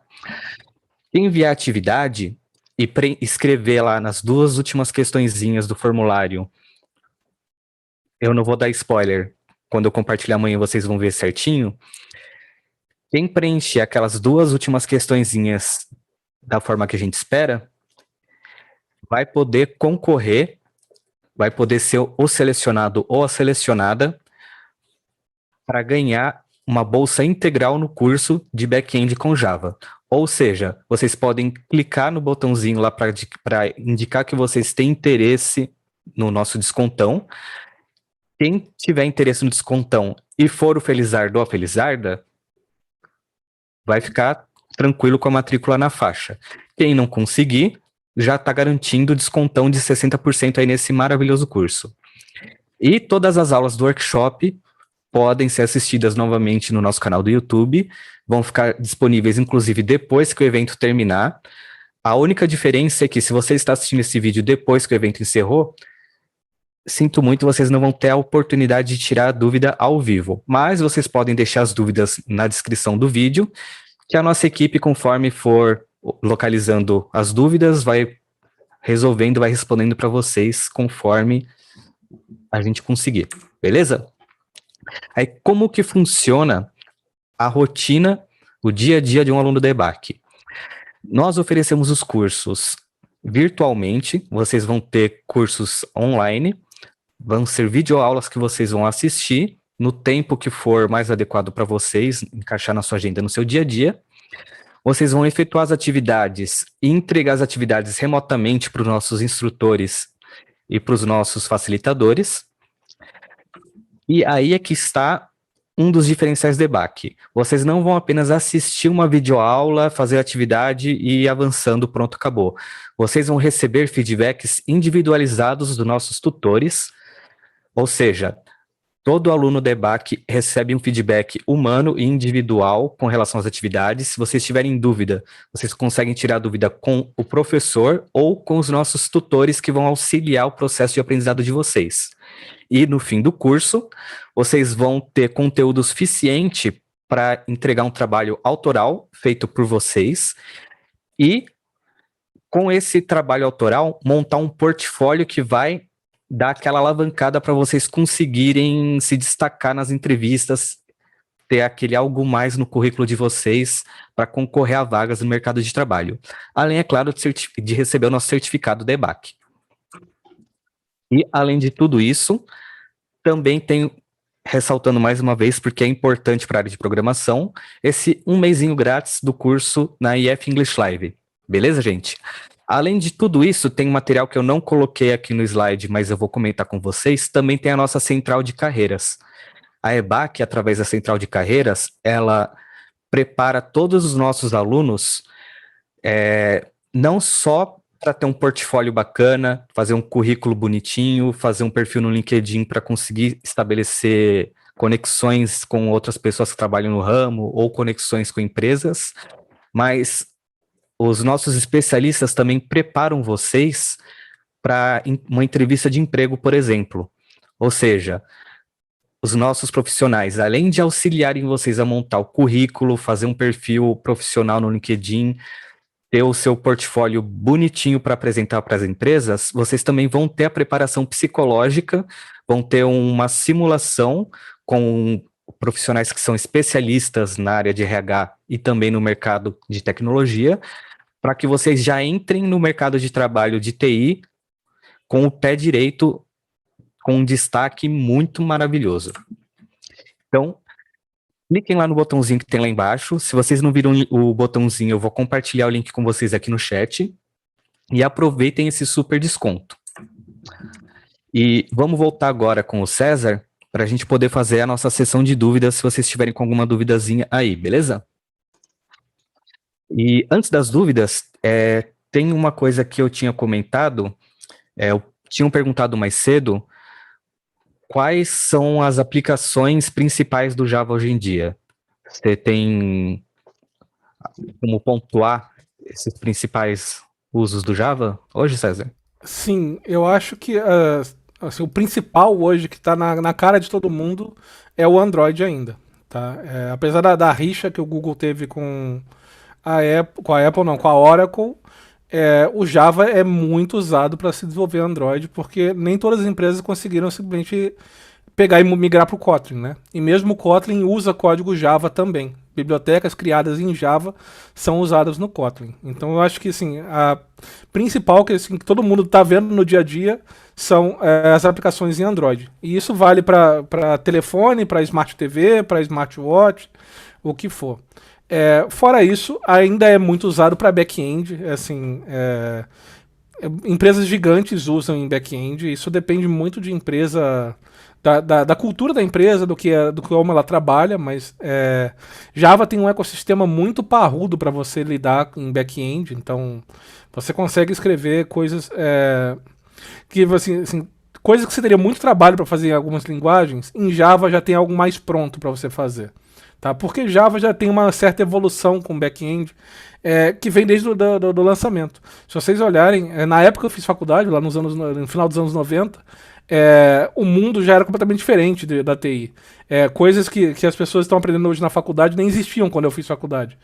Então, o Java acompanhou esse crescimento, sabe? Tudo que estava saindo, o Java estava incorporando junto. Às vezes mais devagar do que a gente gostaria, às vezes certas coisas entraram mais devagar no Java do que em outras linguagens, mas elas chegaram e ainda estão chegando, tá? Então, eu acho assim, primeiro o Android, eu acho, e back-ends também no mundo. Mas você consegue trabalhar com ele full stack, tá? Dá para trabalhar fazendo front-end, tudo depende do que a empresa, da stack que a empresa está usando. Um setor que utiliza bastante Java, inclusive para quem está interessado aí no chat, é o setor bancário. Existem empresas que prestam serviço para bancos que o banco até hoje utiliza vários sistemas back-end utilizando Java, porque é o sistema homologado por eles. Homologar um sistema novo custa um dinheiro absurdo, e para eles não desperdiçarem, entre aspas, desperdiçarem dinheiro homologando todo um sistema novo, eles mantêm bastante infraestrutura, inclusive Java, e COBOL também é bastante utilizado por bancos. É muito caro para eles migrar o que eles já têm para outra linguagem. O Jonathan fez uma perguntinha aqui, é interessante, eu já sei a resposta, mas vamos ver como você responde, César. Ele perguntou se tem como integrar PHP com Java. Integrar PHP com Java, não sei, eu nunca usei. Assim, quer dizer, não sei, sei que dá, não sei se da forma que o Jonathan está pensando, tá? Por exemplo, você consegue. Hoje, como a gente está trabalhando muito com arquitetura de sistemas distribuídos, você consegue fazer sistemas de. Um ecossistema completamente heterogêneo. Você consegue ter parte dos seus serviços em PHP, parte em Node, parte em Python, parte em Java, parte em Ruby, e eles conseguem comunicar entre si. Tá? Eu não sei se o que ele está perguntando é tipo de você usar o PHP como servidor e disparar algum código Java dentro, ou se era só ele fazer parte do ecossistema. Como eu não conheço tanto de PHP, eu não consigo afirmar esse jeito de trabalharem junto, mas fazendo parte do ecossistema com uma arquitetura distribuída, 100% de certeza. Como eu já trabalhei a maior parte da minha carreira também com PHP, a resposta é sim e não. Se você tentar fazer o mesmo código, o mesmo back-end, misturando PHP com Java, não é o melhor dos cenários. Se você quer fazer, por exemplo, uma API, tem um serviço em Java em um servidor ou em um ambiente. Pode até ser no mesmo servidor, mas um outro ambiente, um serviço em PHP, e você quer fazer a integração dos dois via API, completamente possível. Agora, misturar na mesma linha de código PHP e Java, não dá.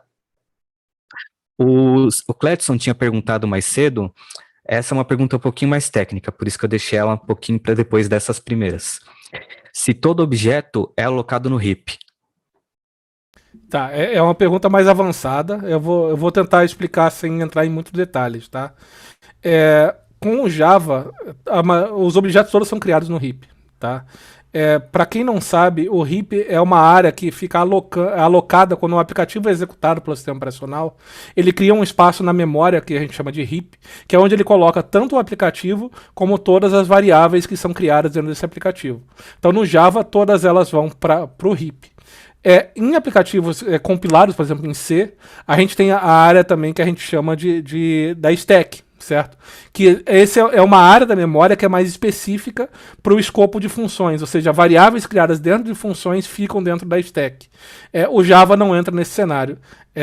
Eu posso estar enganado, tá? Mas se eu não me engano, 100% dos objetos são criados dentro do heap. E no Java tudo é objeto, tá? Em algumas linguagens, por exemplo, string não é um objeto, no Java é. Tá?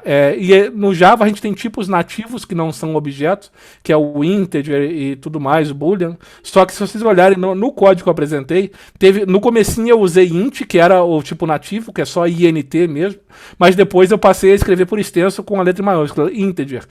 O Java consegue entender os dois, mas é que o segundo é literalmente um objeto, o primeiro é o tipo nativo. Eu prefiro usar o segundo porque ele já fica todo como um objeto, tá? O int mesmo, ele nasceu com Java, porque ele veio essa herança do C. Mas a ideia é que tudo seja um objeto. Eu até tinha comentado com o pessoal no chat um pouquinho mais cedo disso, né? Que o int é mais como se fosse um demarcador de memória. E também tinha a classe, eu tinha explicado bem por cima, mas a explicação que você deu complementou de uma forma maravilhosa que eu já tinha falado. O Pedro, ele fez um comentáriozinho, esse eu quero citar. Ele falou que pelo que ele viu nessa aula, C# é muito parecido com Java. C#, C++, Java, PHP, todas essas linguagens, elas meio que são heranças do C. Todas elas derivaram da linguagem C, C pura mesmo. A diferença é, por exemplo, o C# é uma linguagem nativa da Microsoft. Ela foi criada originalmente pela Microsoft para ser utilizado dentro do ambiente Windows. Existem ferramentas como, por exemplo, para quem entende um pouco da área de desenvolvimento de jogos, o Unity utiliza o C#, mas ele utiliza o C# na frente dos panos. Por trás dos panos, o que ele faz? Ele converte aquele código em C# para um código em C++ para ele ser compilado para o processador. Porque o C#, assim como o Java, é uma linguagem que é mais utilizada de forma interpretada, se não me engano. É isso mesmo. A Microsoft tem a plataforma .NET que faz o trabalho que a JVM faz. Ele interpreta os códigos em C#. E assim, acho que um jeito, talvez eu esteja forçando um pouquinho a barra, mas seria como você vê o radical de línguas tipo português, francês, italiano. Se vocês repararem, tem muitas palavras que são parecidas, não são exatamente iguais, mas são parecidas. Eu acho que o jeito de ver essas linguagens de programação é parecido. Elas têm essa herança do C, então elas têm uma sintaxe parecida, mas são linguagens diferentes. Ajuda a gente a conhecer uma para aprender a outra, com certeza, mas são linguagens diferentes com ecossistemas próprios também, né? O Lucas, ele pediu um conselho. Eu vou aproveitar esse gancho que você falou para responder o conselho dele. Ele falou que está começando a estudar programação agora, se a gente tem alguma dica. Primeiro eu vou dar minha dica, depois você dá a sua, beleza, César? A dica que eu tenho é, aproveitando o gancho que o César deu, de falar que várias línguas têm palavras parecidas, o termo é etimologia das palavras. É você saber a origem da palavra, de onde ela veio, por exemplo, os americanos, os norte-americanos, os estadunidenses, chamam os brasileiros e os mexicanos de latinos, porque a nossa linguagem deriva do latim. Ou seja, o que eu quero falar com tudo isso? O primeiro conselho, seja curioso. Os melhores programadores são aqueles que têm curiosidade. Aqueles que veem uma coisa não aceita só aquela coisa, fala, tá, é isso, e segue. Não. Os melhores programadores é aqueles que olham e falam, tá, mas por que é assim? Deixa eu ver se eu consigo descobrir como que isso é feito. Se você tem essa curiosidade, tem esse desejo de aprender, de entender como as coisas funcionam, você consegue ir longe na carreira. Outra dica que eu dou também é conferir os cursos da EBAC. A gente tem bastante coisa legalzinha aí no site. Você tem algum conselho agora, César? Sim, até para quem está começando, eu acho que isso acaba sendo uma dica útil. Eu já vi as pessoas ficarem se sentindo sobrecarregadas pela quantidade de linguagens que tem no mundo. E são muitas, tá, gente? É difícil mesmo. Então, assim, a minha dica seria, escolha uma, não tente aprender todas de uma vez só. Começa com uma e tenta aprender a lógica, aprenda a programar e não aprenda só a linguagem. Porque a linguagem, no fim das contas, você vai é sintaxe. Você, como eu falei, elas são parecidas. A Java, C# é parecido com C. O Python tem o seu jeito de escrever um pouquinho diferente, que lembra um pouco do Ruby. O Golang é mais parecido com Java. Então, assim, se você souber realmente programar, souber ter raciocínio lógico, conseguir ver as condições, as linguagens, a sintaxe da linguagem vem naturalmente depois. Você aprende fazendo, sabe? O ideal é você conseguir ter uma fundação de programação boa. Consiga entender quais são os tipos de dados, para que servem os tipos de dados, quando usar os tipos de dados, como validar condições, qual é o melhor jeito de... Como escrever um código limpo, isso é muito importante também, tá, gente? O código, é que eu falei no meio da apresentação, o código não é escrito só para você, ele é escrito para você e para todos os seus colegas. E colegas que você nem conhece, pessoas que vão entrar na empresa depois de muitos anos de você sair. Então, é muito importante também ter esse código bem escrito e bem conciso. Então, assim, um bom jeito foca no básico de programação. Não tenta aprender todas as linguagens ao mesmo tempo. Pega uma que você tenha gostado mais, aprende nela, tenta aprender programação mesmo nela. Depois, se você estiver se sentindo seguro com programação, aí sim você vai aprender a sintaxe de outra linguagem. Você faz um free lá aqui, ou você pega e escreve algum código de brincadeira ali, coisa assim, você vai acabando pegando. Tipo, eu não sei todas as linguagens, acho que é impossível todo mundo saber todas as linguagens, mas eu conheço o suficiente de programação para simplesmente procurar a sintaxe no Google aqui e falar assim, como é que eu faço um loop em Ruby? E o Google me fala aqui, eu consigo pegar e escrever alguma coisa em Ruby, sabe? Porque eu tenho o conceito, o fundamento de ciência da computação, né? Da programação em si, não só da linguagem, da sintaxe da linguagem, tá? A sintaxe vocês vão pegar com o tempo. Eu vou escrever aqui no chat para vocês como que é a palavra sintaxe, sintaxe, sintaxe, tem várias pessoas que pronunciam de formas diferentes. Para quem não conhece essa palavra, sintaxe, sintaxe, enfim, é a forma como a gente estrutura o código. É como se fosse a língua portuguesa. A língua portuguesa, ela tem um conjunto de regras, sujeito, verbo, tem o sujeito, predicado, enfim, tem várias regras específicas para você conseguir utilizar a linguagem para se comunicar. É a mesma coisa para a linguagem de programação. O Samuel perguntou se tem alguma linguagem de estudo principal que precisa ter para iniciar. É como o César falou, não precisa ter uma linguagem específica.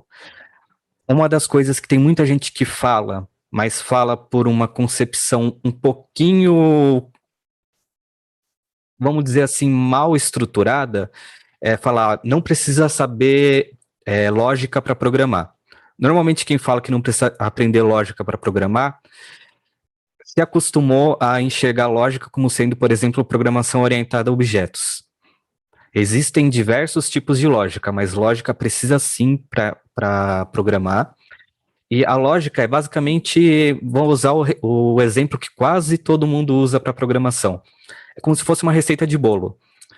Você tem que pegar uma instrução, algo que você faria no mundo real, e tem que lembrar que o computador é uma máquina estúpida. Por mais que pareça que o computador é uma máquina top de linha que resolve todos os seus problemas, o computador só tem essa capacidade porque um ser humano ensinou para o computador como chegar naquele resultado. Até mesmo para machine learning, a máquina não aprende por conta própria. Ela precisa de um input inicial, precisa de uma entrada, precisa que um humano comece a ensinar para a máquina conseguir enxergar o resto e chegar naquela solução no final. Ou seja, não existe a linguagem indicada para aprender a programar. Existem ferramentas em que você consegue ficar mais confortável para que você tenha um aprendizado mais prazeroso. Se o aprendizado não está prazeroso, é porque tem alguma coisa de errada. E uma das principais dificuldades que todas as pessoas têm quando estão aprendendo é teoria sem embasamento prático. Por isso que eu tinha comentado lá no iniciozinho da apresentação que nos cursos da EBAC, os nossos professores, eles trabalham no mercado de trabalho moderno, eles estão atuando ainda no mercado. Eles trazem vivências do dia a dia para apresentar aplicações práticas para vocês saberem realmente como utilizar o código e não aquela coisa teórica de, por exemplo, vocês vão criar uma classe chamada animal, esse animal vai ser ou um cachorro ou um gato e por aí vai. Vocês vão ver coisas que realmente são utilizadas no dia a dia. Inclusive, um pequeno spoiler, o César vai trazer um exemplo de uso amanhã, inspirado em coisa do mundo real também. Uma coisa que o Matheus falou, que polimorfismo ele acha meio tenso. Tipo, override, sobrescrita, método de caso, você está mudando o comportamento dele? Seria uma forma de usar o polimorfismo? Eu sei que é uma pergunta meio avançada para a gente responder agora, mas você tem bem superficialmente como responder para ele? Eu vou falar um pouquinho de polimorfismo amanhã, tá? Mas assim, bem pouco, porque é realmente mais avançado. Mas a ideia do polimorfismo é você dizer que um objeto é uma coisa, mas também pode ser outra, sabe? Ele tem características de coisas diferentes. Por exemplo, um carro pode ser um veículo, mas ele também pode ser motorizado. E eu consegui dizer que ele é essas duas coisas e passar a referência de um e outro, ter características específicas. Por exemplo, uma bicicleta é um veículo que não é motorizado. O carro pode ser um veículo que também é motorizado. Então, eu vou tentar passar um pouquinho melhor amanhã, mas na prática é isso, é ele conseguir ser mais de uma coisa. Até pegando um pouco agora também de etimologia e curiosidade dessas coisas. A bicicleta não é motorizada, mas uma motocicleta surgiu do conceito de pegar uma bicicleta e colocar um motor nela. Por isso que hoje em dia a gente fala só moto, que é abreviação de motocicleta. Aí uma coisinha interessante. O Isaac perguntou uma coisa, essa eu consigo responder de forma bem rapidinha. Ele perguntou se tem muita diferença entre Java e JavaScript. A diferença é astronômica. É a mesma coisa que você perguntar se tem diferença entre uma formiga e um elefante. São coisas totalmente distintas. Pode falar, César. A questão do Java e JavaScript você consegue achar artigos falando disso na internet, mas basicamente é que elas foram criadas mais ou menos na mesma época, no final dos anos 90, e se tentou fazer um marketing em cima delas, de que o JavaScript seria o Java para front-end, vamos dizer assim. O nome de verdade da linguagem que a gente conhece como JavaScript é ECMAScript. SMA Script. Esse era o nome dela original. Mas tentou fazer esse marketing dizendo que ele era o Java do front-end. Eu não sei quem começou, quem decidiu, mas ela é conhecida hoje como JavaScript, mas ela não tem ligação direta com Java, a não ser a sintaxe que lembra ser como o Java. É uma estratégia de marketing, resumindo. E, inclusive, para quem estuda JavaScript, quase todo ano saem novas convenções do ECMAScript, inclusive a forma como os navegadores vão utilizar o ECMAScript para oferecer a experiência unificada para todos os usuários da internet. Para quem não consegue, por exemplo, fazer a mesma função para um navegador e para outro navegador, existem ferramentas que você programa em ECMAScript, usa, por exemplo, eu vou falar bem por cima, o Babel. Ele vai transformar o ECMAScript num JavaScript bem padrãozão que todo navegador consegue utilizar, mas isso é conteúdo um pouquinho mais avançado que a gente não vai falar, principalmente porque não é ligado ao Java, mas também tem nos cursos de EBAC. O Jonathan fez uma pergunta também que é interessantezinha. Eu vou dar meus 2 centavos, depois você faz os seus 2 centavos também, César. E, por enquanto, eu vou dar uma encerrada nas perguntas. Eu só vou pegar mais essa do Jonathan e a do Cledson, e a gente vai dar uma encerradinha por hoje. Eu só estendi um pouquinho mais como uma desculpa pedindo desculpa para vocês por causa dos problemas técnicos que a gente teve no início. O Jonathan perguntou, para um desenvolvedor, é importante saber Linux? Se sim, acha que o iniciante deve iniciar numa distro mais manual? Olha, Jonathan, a forma que eu posso resumir para você é: existem oportunidades para diversos tipos de programadores e desenvolvedores. Existem programadores que nunca mexeram com Linux, nem nunca vão mexer, que utilizam, como por exemplo, na rotina diária deles, utilizam Mac. Existe um conjunto de desenvolvedores que só utilizam Windows, assim como também existe um grupo de desenvolvedores que só utilizam Linux. Assim como as linguagens de programação, os sistemas operacionais são ferramentas que você utiliza.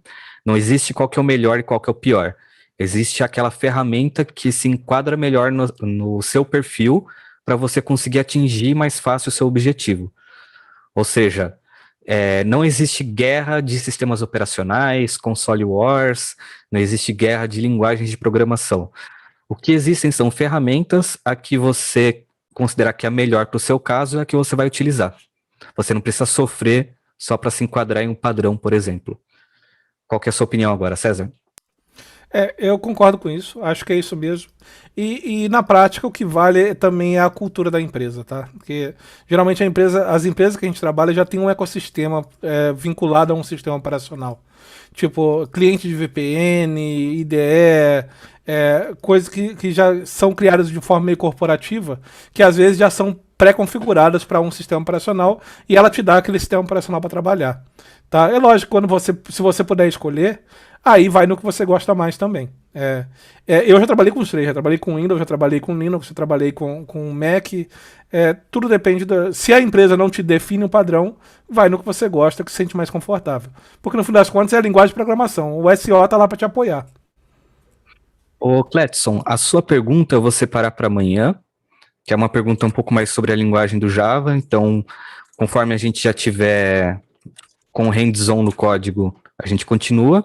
E eu tinha falado que essas eram as últimas, mas o Samuel fez uma pergunta curiosa. Ele perguntou, por que todo programador usa Mac? Samuel, não sei exatamente quais programadores você conhece, mas não é todo programador que usa Mac. Eu, por exemplo, sou programador e uso mais o Windows. Porém, eu também utilizo de forma secundária, também de uma forma bem extensa, o Linux. No caso do César, ele usa Mac. Ele está usando um Mac agora para participar da reunião com a gente, inclusive. Isso depende da empresa, que eu falei. A empresa que eu trabalho, ela tem app para iOS, então a gente tem o Mac para poder trabalhar com iOS, sabe? Então, tudo depende de onde você trabalha. Eu já trabalhei em empresa que trabalhava 100% com Windows, porque é o que eu falei, todo o ecossistema era de lá, e aí era laptop da Dell, normal. Tinha empresa que eu trabalhei que era desktop, não era nem laptop, então isso tudo depende da empresa mesmo.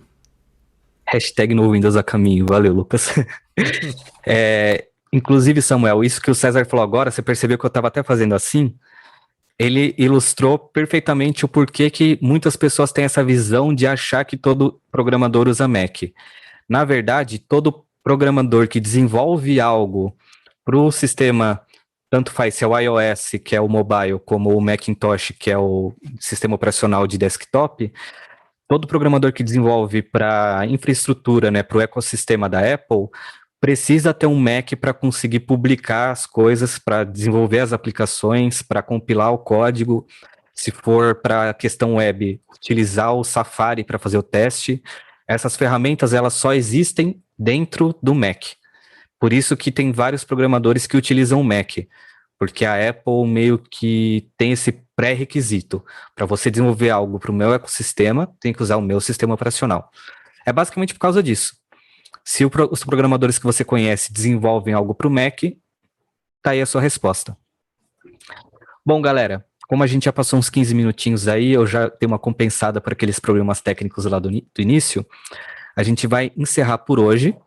O vídeo já vai estar disponível para vocês acompanharem novamente assim que acabar aqui a apresentação. Se vocês estiverem assistindo depois, deixem aí no vídeo um like, pode metralhar o like, pode deixar um comentário, se vocês têm sugestões, podem deixar sugestões. Se vocês tiverem dúvidas posteriores, podem deixar também lá no comentário. Eu só quero mostrar uma última coisinha para vocês. Para quem ainda não aproveitou lá o botãozinho do desconto, aproveitem o desconto, esse descontão aí ele é por tempo limitado. Se vocês tiverem qualquer dúvida, pode ser com relação ao curso que eu falei de back-end com Java, pode ser de back-end com Python, pode ser de qualquer curso relacionado, não só à área de tecnologia, mas todos os conteúdos da IBAC, pode utilizar essas ferramentas para entrar em contato com a nossa equipe. Pode utilizar o e-mail info@ibac.art.br, tem os nossos telefones e os nossos WhatsApps também. Beleza, gente? Ô César, você tem alguma consideração final para hoje? Alguma dica para o pessoal? Só agradecer, obrigado pessoal pela participação. Quem quiser pegar e brincar com alguns códigos, deixa eu achar aqui o endereço, vou passar aqui para você, Luiz, se você conseguir colocar aí no chat, por favor. Opa. Quem quiser executar algum código simples, o Luiz vai passar aí um site no chat, que é só o que a gente chama de REPL, né, que é Read, Eval, Print, Loop. É um terminalzinho onde você consegue escrever códigos da linguagem. Se não quiser instalar IDE agora, JVM, JRE e tudo, que dá aquele trabalhinho, e quiser só botar algum códigozinho em Java, pode jogar nesse site aí que ele ajuda. Você consegue fazer coisa simples, tá? Não dá pra fazer uma aplicação completa, mas dá pra brincar um pouquinho. Amanhã a gente tenta fazer algo mais real, numa IDE, fazer uma coisa mais bonitinha.